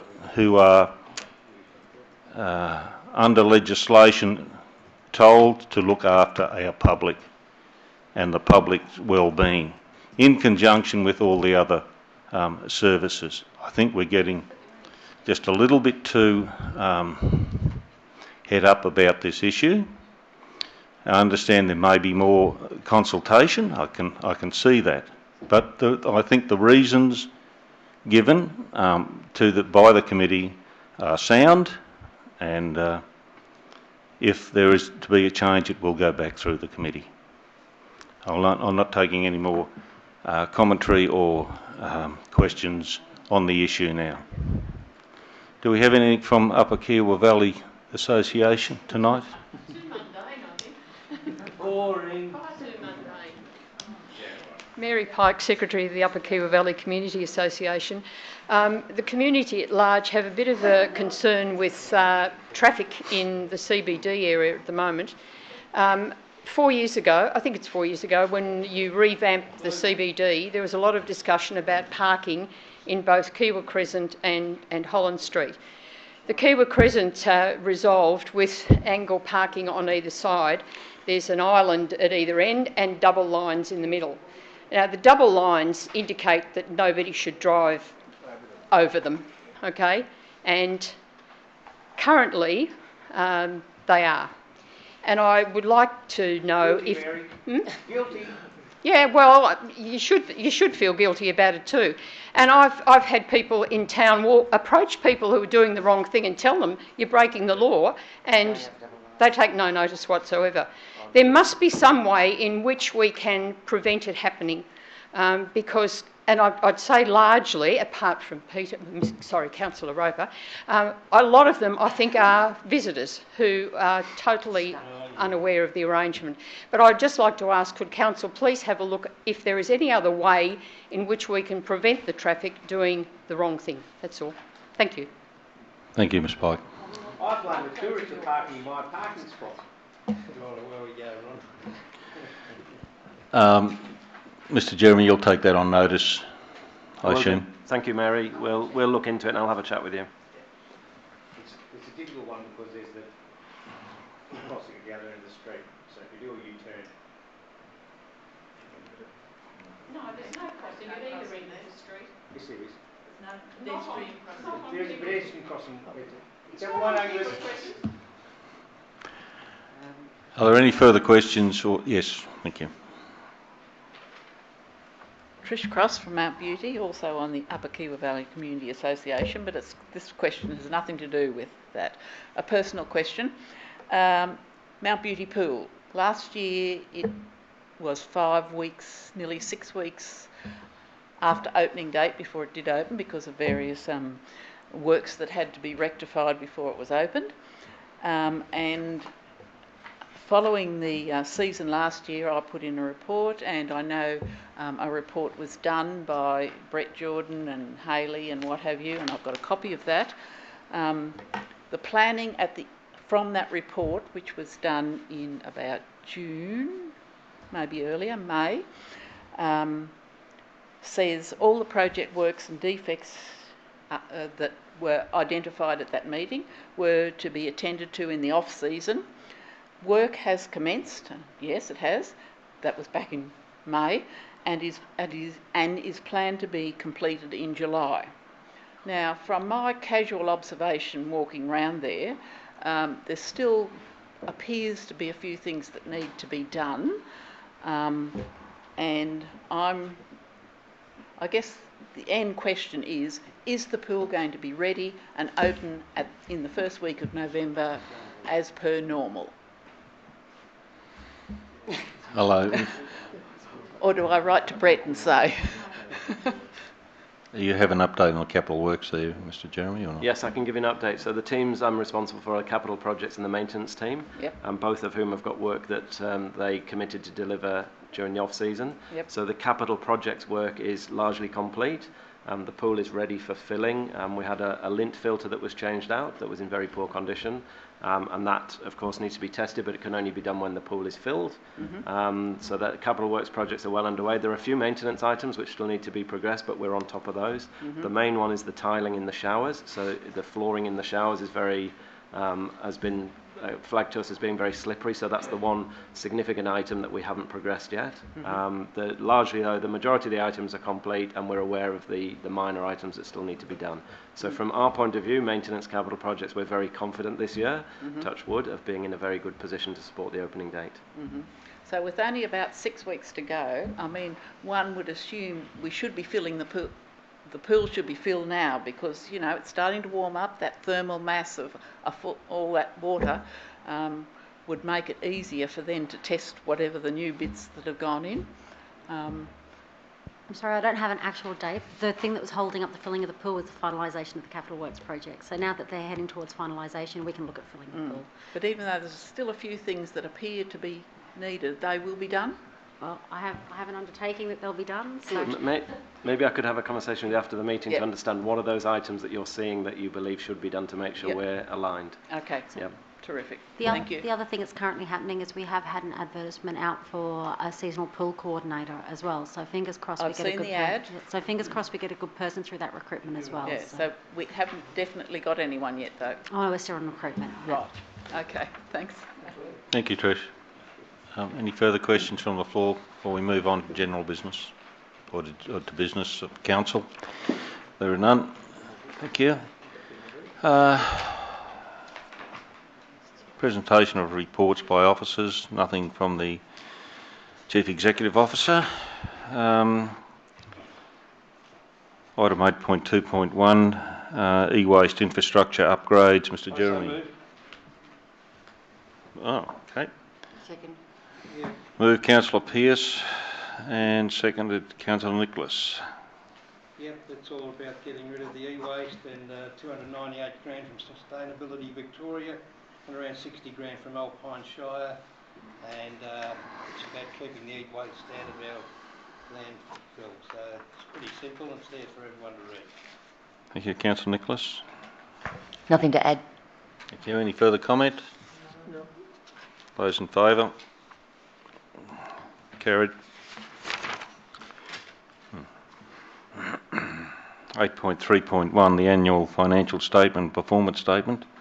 Ms. Cook. Thank you, Mr. Mayor. Council is required to prepare an annual report for the financial year. It's a requirement for Council to pass a resolution giving its approval in principle to the draft financial statements and draft performance statements prior to it being submitted to the auditor to prepare its final reports. Once approval in principle has been provided and Council has incorporated any recommended changes, the financial statements and performance statement must be certified by two councillors authorised by Council. The external auditors spent 2 days on site last week and have since supplied their draft audit reports. The auditors have commended the quality and accuracy of Council's financial calculations. Yeah, Councillor Pearce again. Second. And Councillor Forsyth. Thank you. Councillor Pearce. Yeah, there's a lot of information in there, and it's a lot of financial statements, performance statements, etc. And if anyone was that interested, I'm sure they can get access to read it. And thank you to all the people that worked hard to push that through. Councillor Forsyth. Yes, look, I just point out in the top line there that it is, yeah, I know, it is approval in principle, as my understanding is that the reports aren't totally finalised as yet, but they will be within the next week or 10 days. Yes, that's my understanding. Are we to presume that the mover and the seconder are going to be the people that sign? I have no problem with that. Mover and the seconder, are you prepared to sign the... Or I'll pass it on to Dales down the end there. Dales. Sorry. Another member of the audit. Councillor Knapstein. Dales. Councillor Knapstein. Oh, put in time in it, but on this one, thank you, I'll sign it. So I'd like to know who's signing the document, is it? Oh, that's what I was just about to ask. So is it Councillor Forsyth and Councillor Napstein? Those on the Financial and Audit Committee would normally sign this document off, as they are part of the process in. Well, what's so your that'll be then? Councillor Napstein and Councillor Forsyth. Yep.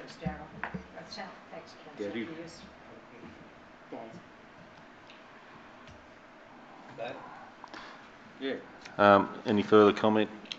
None. Take to the vote. Councillor Nicholas, no?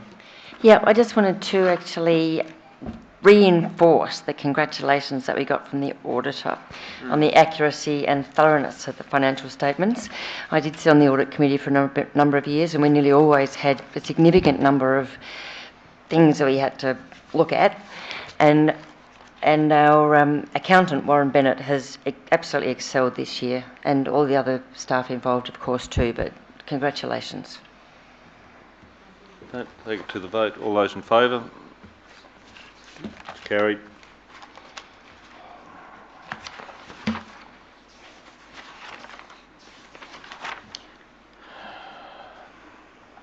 Eight point 3.2, the election period policy review, which is. So move. Second. Councillor Pearce and Nicholas. Councillor Pearce. No comment. Oh, okay. Councillor Nicholas. It's a requirement under the Act and we're doing it. Thank you. Any It's a further very important document that all you standing for council will have to read. Read it. Yeah, we've already read it. Bearing in mind that the government may introduce a new local bill, a local government bill later in the year, and this may all have to be rewritten to reflect that bill. So all those in favour of the recommendation as is? Thank you. Carried.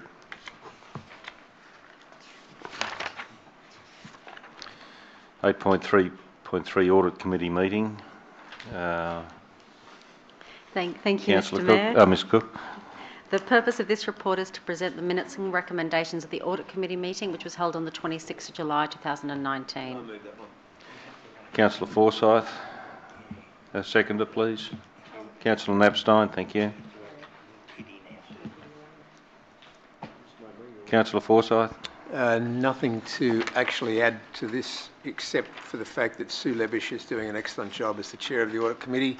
And the other really great committee that we've actually got now, with Craig Kovich coming on, and Mark, who's been there for a while, Jared and Sinead. So the independent members are from a wide variety of businesses and or experiences, and they are excellent.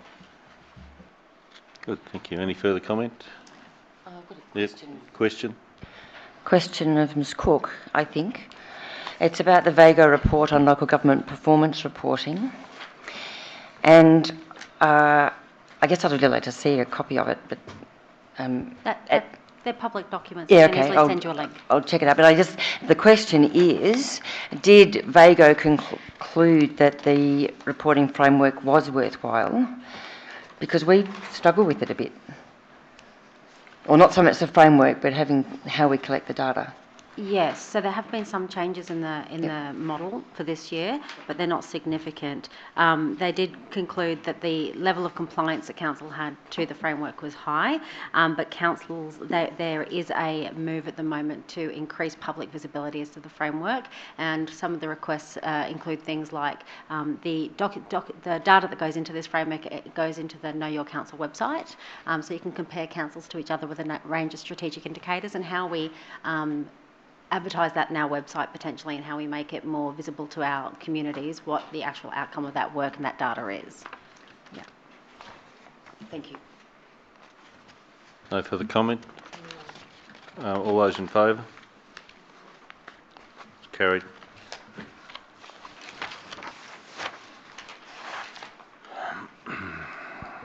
8.3.4 review of instruments of delegation to Section 86 committees. Councillor Nicholas and Councillor Pearce.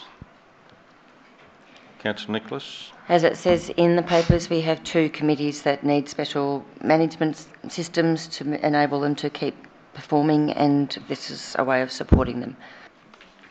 Councillor Pearce. Thank you to my colleague. That's it. Any further comment? All those in favour? Carried.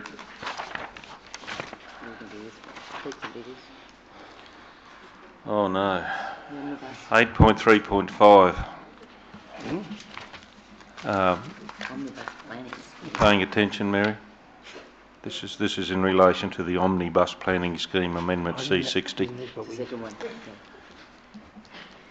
Ms Cook? Thank you, Mr Mayor. The purpose of this report is to advise there is an opportunity to expand the scope of the proposed Omnibus Planning Scheme Amendment C60 to include 2 additional areas, these being an additional instance of freehold land being in a public land zone, particularly in the Mount Beauty Golf Course, which is a public conservation and resource zone at the moment, and also 2 instances of northeast water land in the Mount Beauty and Toowoomba South area that are currently in farming zone, which will be more appropriately located in a public use 1 zone. So the purpose of this report is to extend the previous recommendation for the Omnibus Planning Scheme Amendment. Thank you. So moved. Councillor Nicholas, seeing as you're standing. And Councillor Knapstein, thank you. Councillor Nicholas. Thanks for doing all the good work and picking up those anomalies. Thank you. Councillor Knapstein? No? Housekeeping?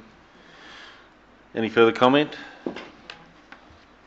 All those in favour? Carried. And 8.3.6 revocation of policies. Who's that one? Mr Jeremy or Ms Cook?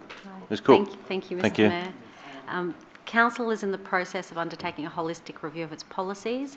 A review has been undertaken of a policy number 62 being the parking zone policy. The parking zone policy is no longer required. This was written back in 2006 and Council now manages the application of parking restrictions across the Shire, either through precinct-wide parking reviews or by working with local stakeholders to resolve localised issues. The parking zone policy is not required. Councillor Roper. And Councillor Forsyth. Councillor Roper? Well, after Ms Cook's detailed synopsis of what's actually going on here, I don't think there's any further comments required. Good. Councillor Forsyth? No, I concur with Councillor Roper. Further comments? None. All those in favour? Carried. Item 9, Assembly of Councillors, as stated there. Move and a seconder, please. Move. Councillor Pearce and Councillor Knapstein. Is there any discussion on that? All those in favour? Carried. Item 10, General Business from my right. Councillor Knapstein.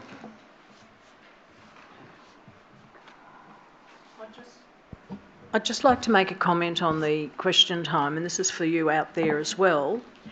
It was a well-organised group that came in and they presented a view and a compelling argument for their point of view, but they by no means, and I make that observation not lightly, do not represent the whole spectrum of the views regarding the alcohol ban. There are a lot of local residents out there, and I was happy to see that somebody has stepped into the breach and into the vacuum, that was left by the previous Ratepayers Association. And it's ratepayers that also need to be heard, and often they're not. And when there is some discussion about what everybody likes, or that we are not asking the right questions, or we're not asking the right people, I think that's a fatuous observation that shouldn't be made, and the bun fight in the ether doesn't bring matters to council. And well organised, I counted 20 leaving en masse They should also bring people that might hold opposing views, and then you have a proper discussion. You are talking about democracy in action, and this is what we endeavour to do here. We don't take this lightly. Thank you. Thank you. Councillor Roper? Two issues. Yes, sir. One is the concreting of the roundabout at Mungans Bridge, near the Mungans Bridge Caravan Park. I noticed there's some lovely stone pyramids and piles there, and it was mentioned that that was part of the Capital Works plan, so I'm wondering when that's going to happen. And the other one has been brought to my attention by the Kaganya Fire Brigade, which is atop the hill at Kaganya, and there's a single white stripe down the middle of the road. They're concerned that the fire brigade considers perhaps we need double white lines there going from in front of the fire brigade down the hill, because they're concerned the sighting of the fire brigade station may cause, there could be an accident with increased traffic because of the fire station, etc., in the case of a fire. So if we could, someone have a look at that and perhaps get in touch with the Kaganya fire station if we decide not to do something. Thank you very much. Thank you, Councillor Roper. I'll take those on notice. Thank you. Thank You you. talk to me afterwards if you need to. No, he's last. Nothing from you. Councillor Pearce? Yeah, thanks, Mr. Mayor. Just on your point, Kitty, there, I think it's not up to the people that were opposing it, what the decision was made. They shouldn't have to bring in the people to argue against. They should bring themselves here. That's one point. The other point I'm making, it's a bit of a worry when people vote for councillors to represent them, and then the administration forms a panel to make a decision with that we do have no influence for the people that we support. It's a worry. Just in relation to that, Councillor Pearce, and I suppose there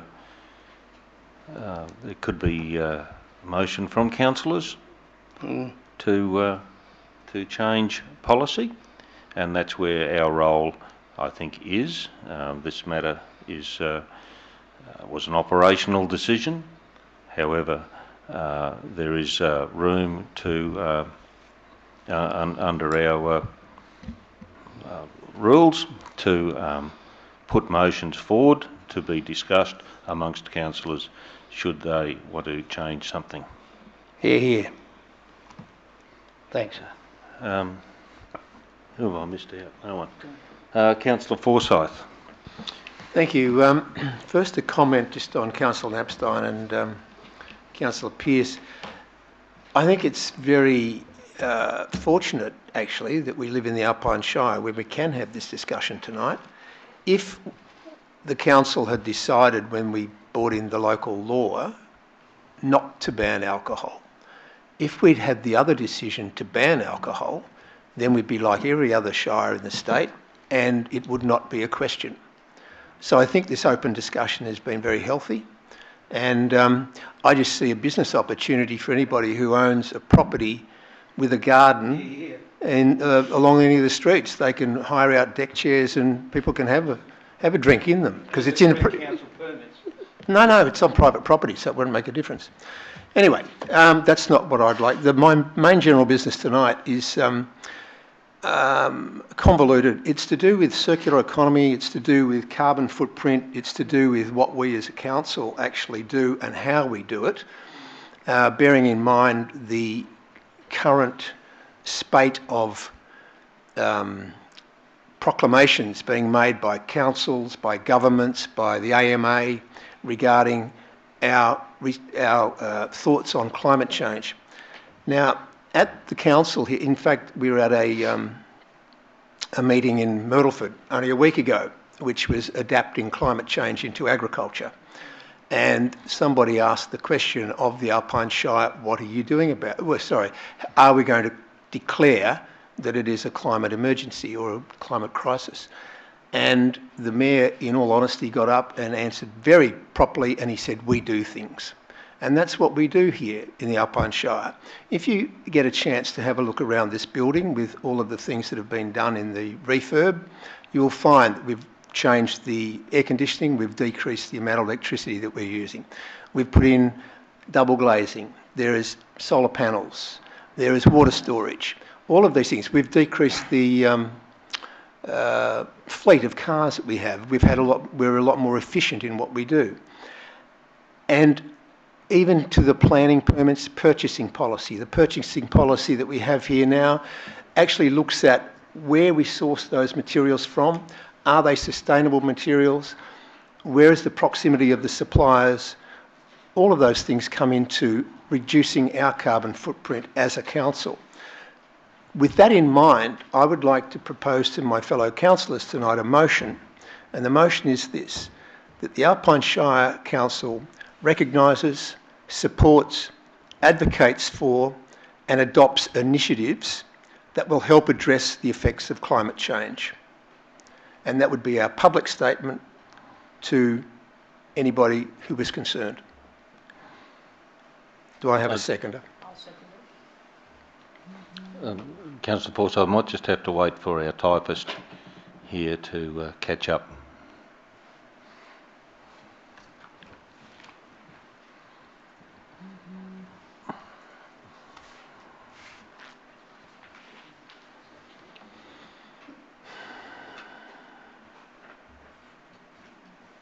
That's it. Is that it?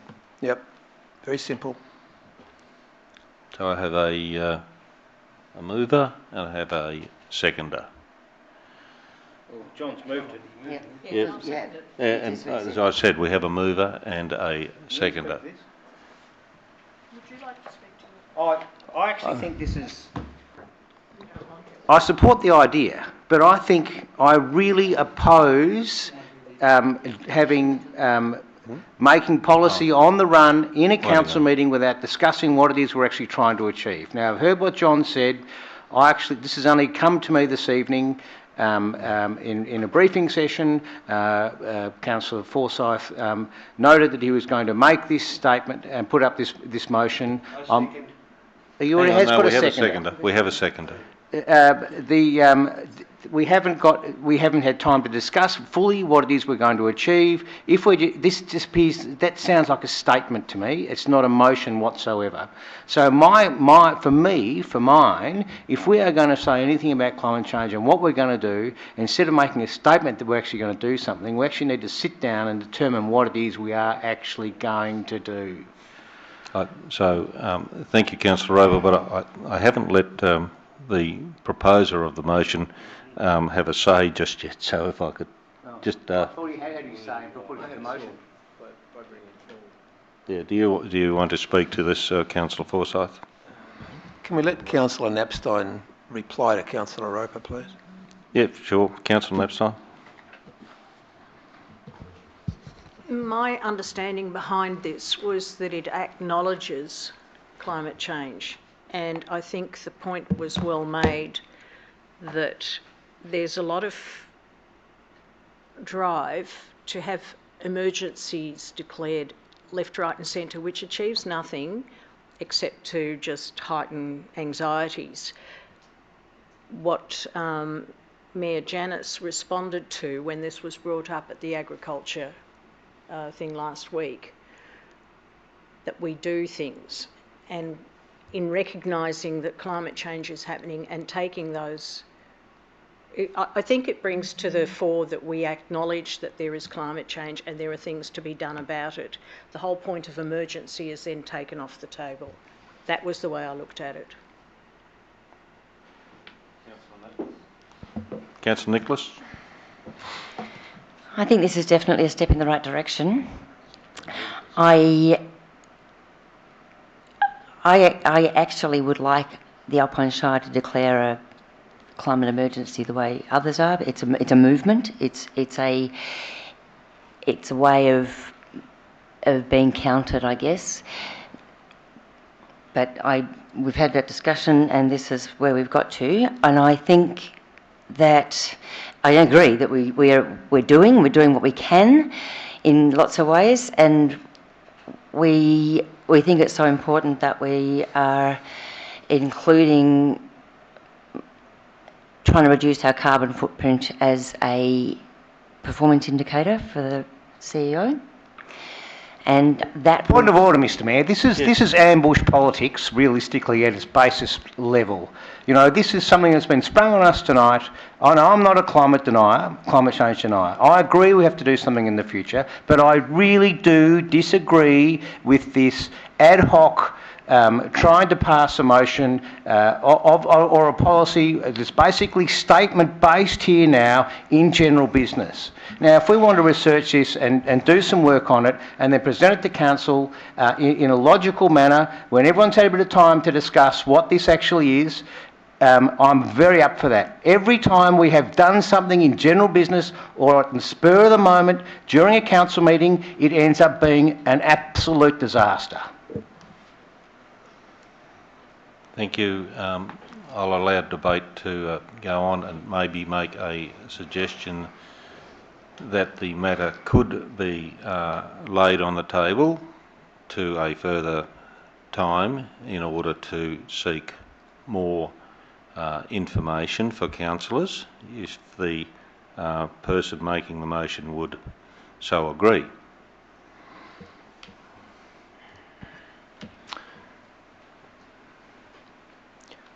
The motion, as it stands, is not a simple statement.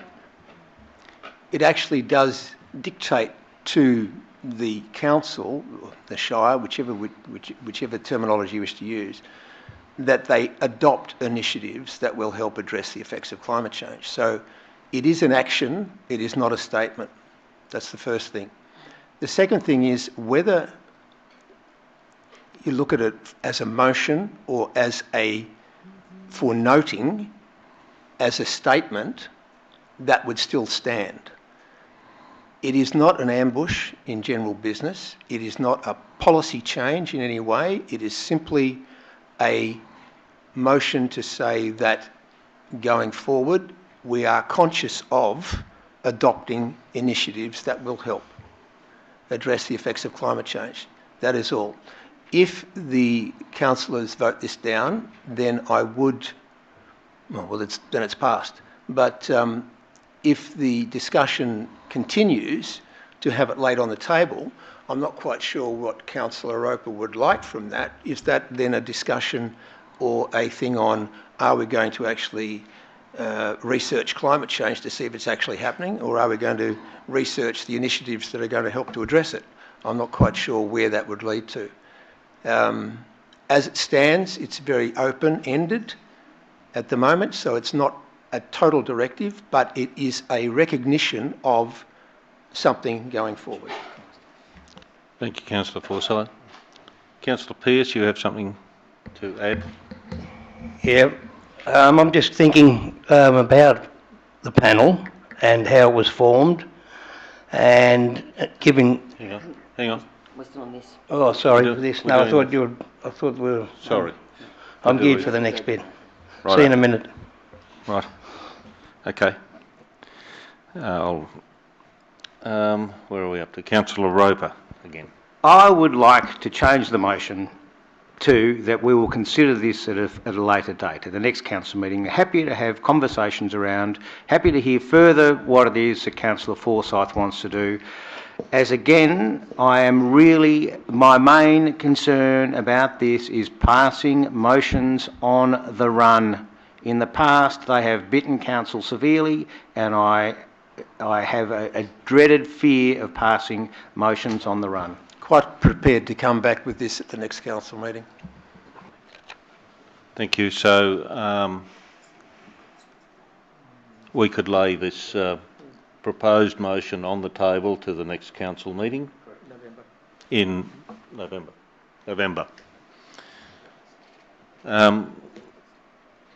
All those in favour of that? Against? One. It's carried. Division. All those in favour? Got this. We haven't had a division.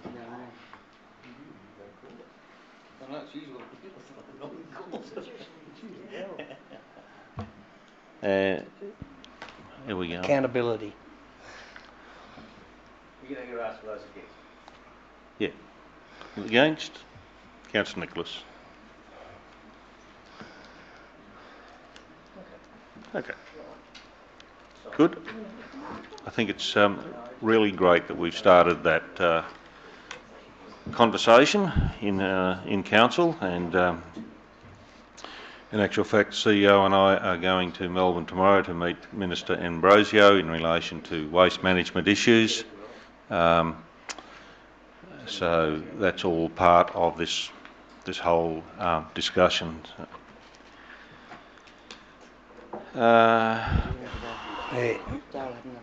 Oh, Councillor Pearce. Yeah, I'm going back to the major topic tonight. Read the panel, read the decisions, and I'm just thinking that the event's only 2 months away. We've got one more council meeting where we'd have any chance of altering or adjusting what's happened. So I'm just wondering if I somehow could put in forward the fact that the council should be responsible for decisions made in that given area, and that we vote to somehow, in the meantime, I'm looking for ways to word it, how we can regain the power to make the decision, and maybe in future using the panel as well. But I'm just not sure we just give it away and let someone else make the decisions for us when we stand to be elected. People that listen to us hope that we stand for them, especially in here. And to me, the panel we're ignoring our duty. So I'm just wondering if there's any thought of what we can do there. Anyone? I don't have in Well, I could absence of a ask to motion. put a motion and we'd vote on it, but I'm reluctant to rush in just with a motion that probably may not have enough support. But if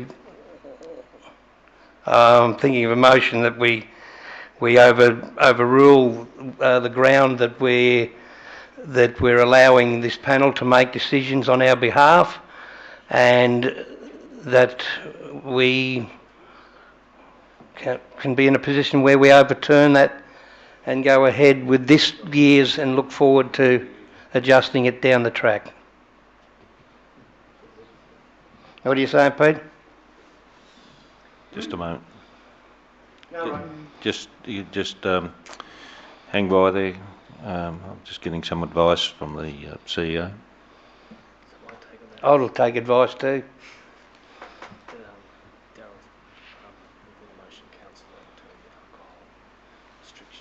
I think it's important what Councillor Pearce was saying, to a point, is that once we get through this, we assess how it's gone, and then we make the decisions we need to. It's review and assess. So I don't see any major dramas. Look, I don't see any major dramas occurring out of the rod run. I don't see the police being overly,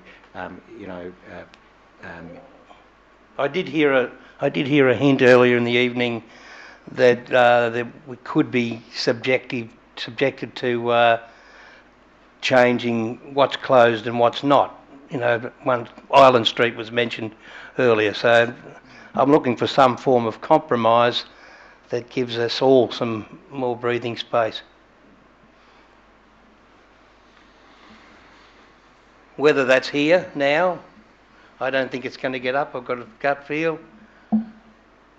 But, We're just investigating the mechanics Sure. at this point, Councillor Pearce.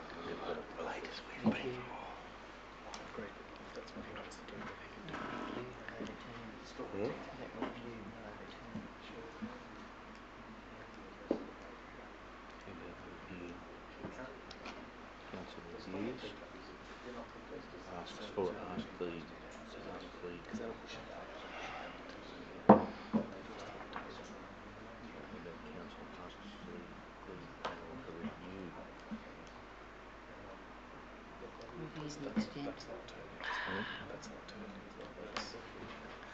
BBC.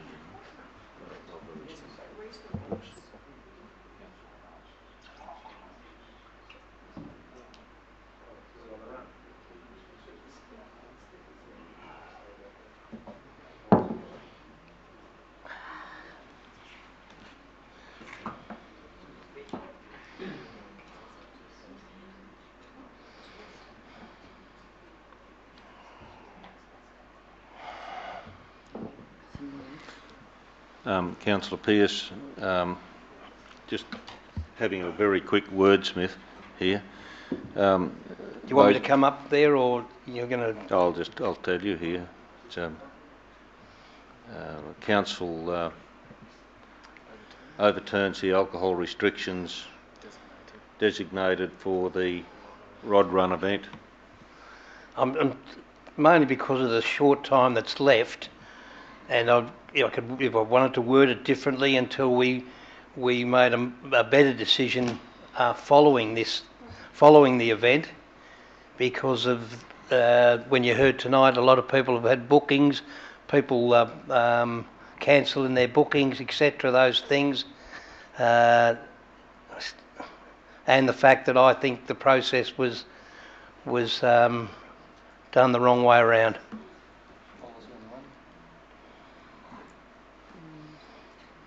So do you want to put a motion forward? Yeah, I will. I might as well. And I have to, at this point, say policy on the run.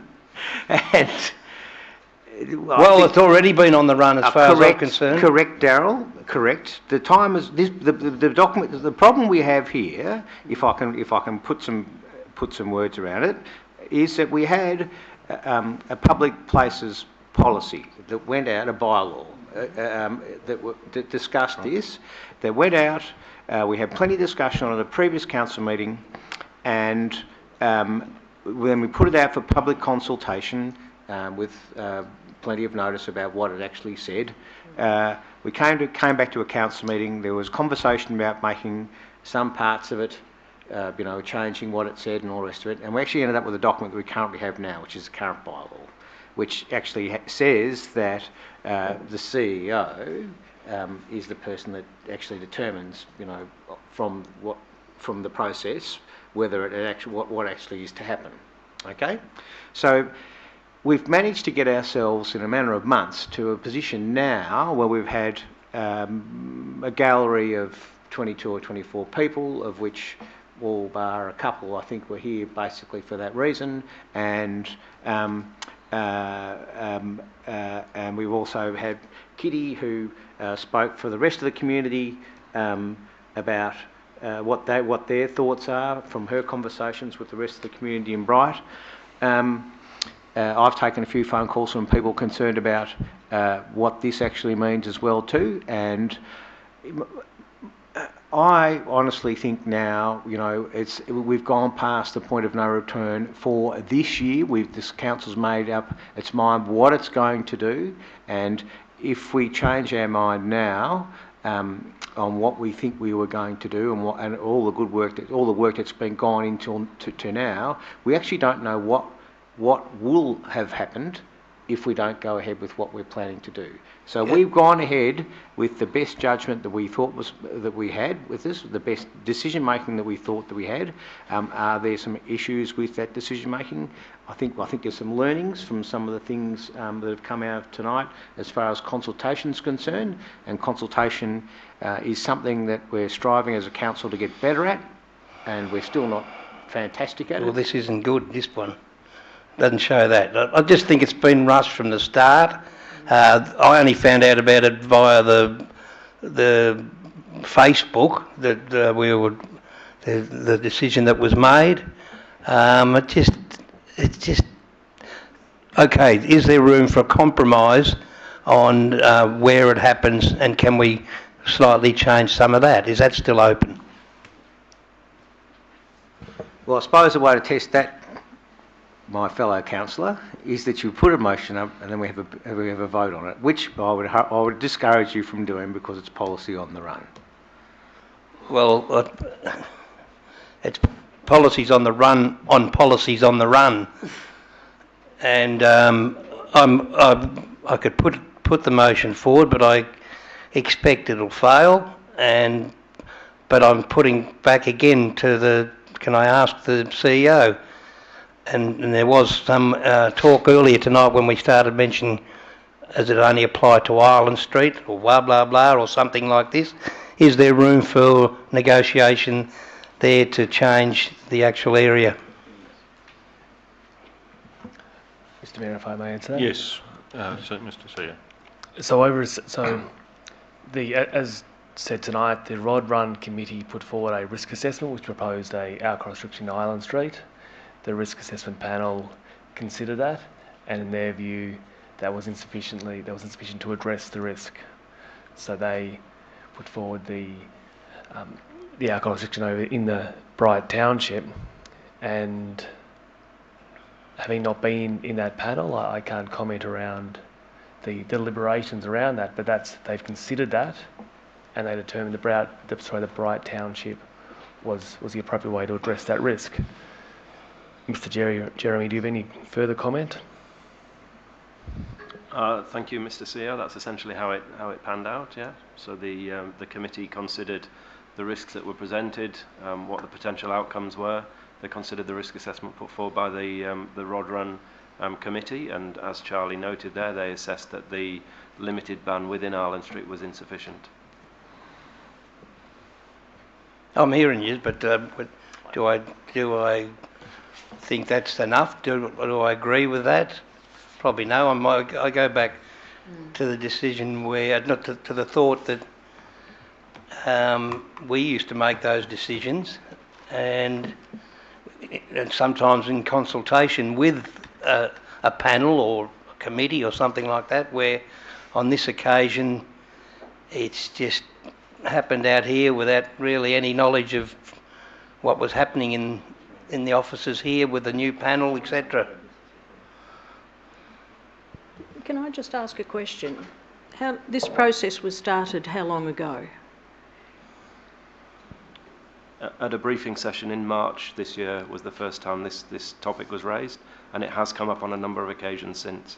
And following on from that, when you make the statement that you've only just heard about it on Facebook, one, stay away from Facebook, and two, the process has been in place since March, and it has been discussed, and in terms of your constituents or whoever votes for you, you actually represent everybody that's in the Shire, everybody that votes, whether they vote for you or against you or whatever, it doesn't matter. You represent all of them.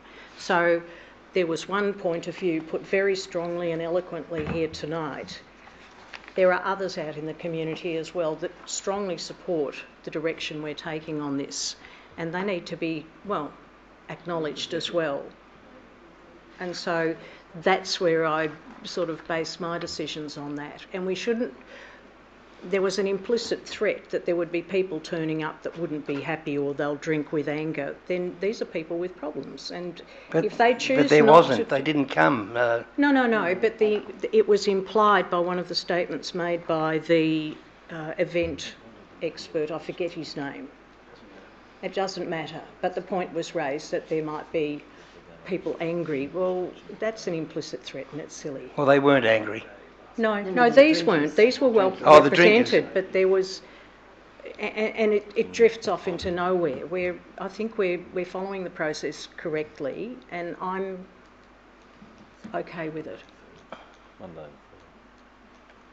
There was a statement went out to the public on the 3rd of September, Councillor Pearce. Through the papers and other media outlets. The 3rd of September is not very long ago. last week, so to speak. Anyway. I'll move the matter along then. Councillors have had a discussion about proposed motion. Are you prepared to put up a motion? No, I think I'll sit on it. Okay, we'll move on to the next item. Thank you. Excuse me, Mr Mayor. Yes. In my earlier comments to Mr Jeremy, a viewer on the interwebs, the World Wide Web, has informed me that I was geographically challenged. It was Gundowring Fire Station, not Cogonia Fire Station. Thank you very much, Sue Ryder.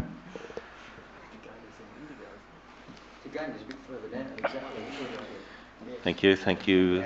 There are some positives with the internet. Or I must be getting like Bill Tilley. He's the one that got. He thought when he was at Gundowring he was at Deaderang, but I'm not that bad. Yeah. Yeah. Item 11, motions for which notice have been previously given. There are nil. And reception and reading of petitions. There are nil. Documents for sealing. A mover and a seconder for those, please. Councillor Knapstein, thank you. A seconder for that. Who's got the hot biro? Come on. Daryl. No, they've got to go together. Councillor Forsyth, thank you. Oh, sorry, kids didn't hear you. There being no further business, the meeting, I declare the meeting closed. Okay. Oh, sorry, we need to vote on that. All those in favour of the recommendation for documents of sealing? Carried. Thank you, Mr CEO, for pointing that out. Declare the meeting closed at 9:18 a.m. Thank you for the PM.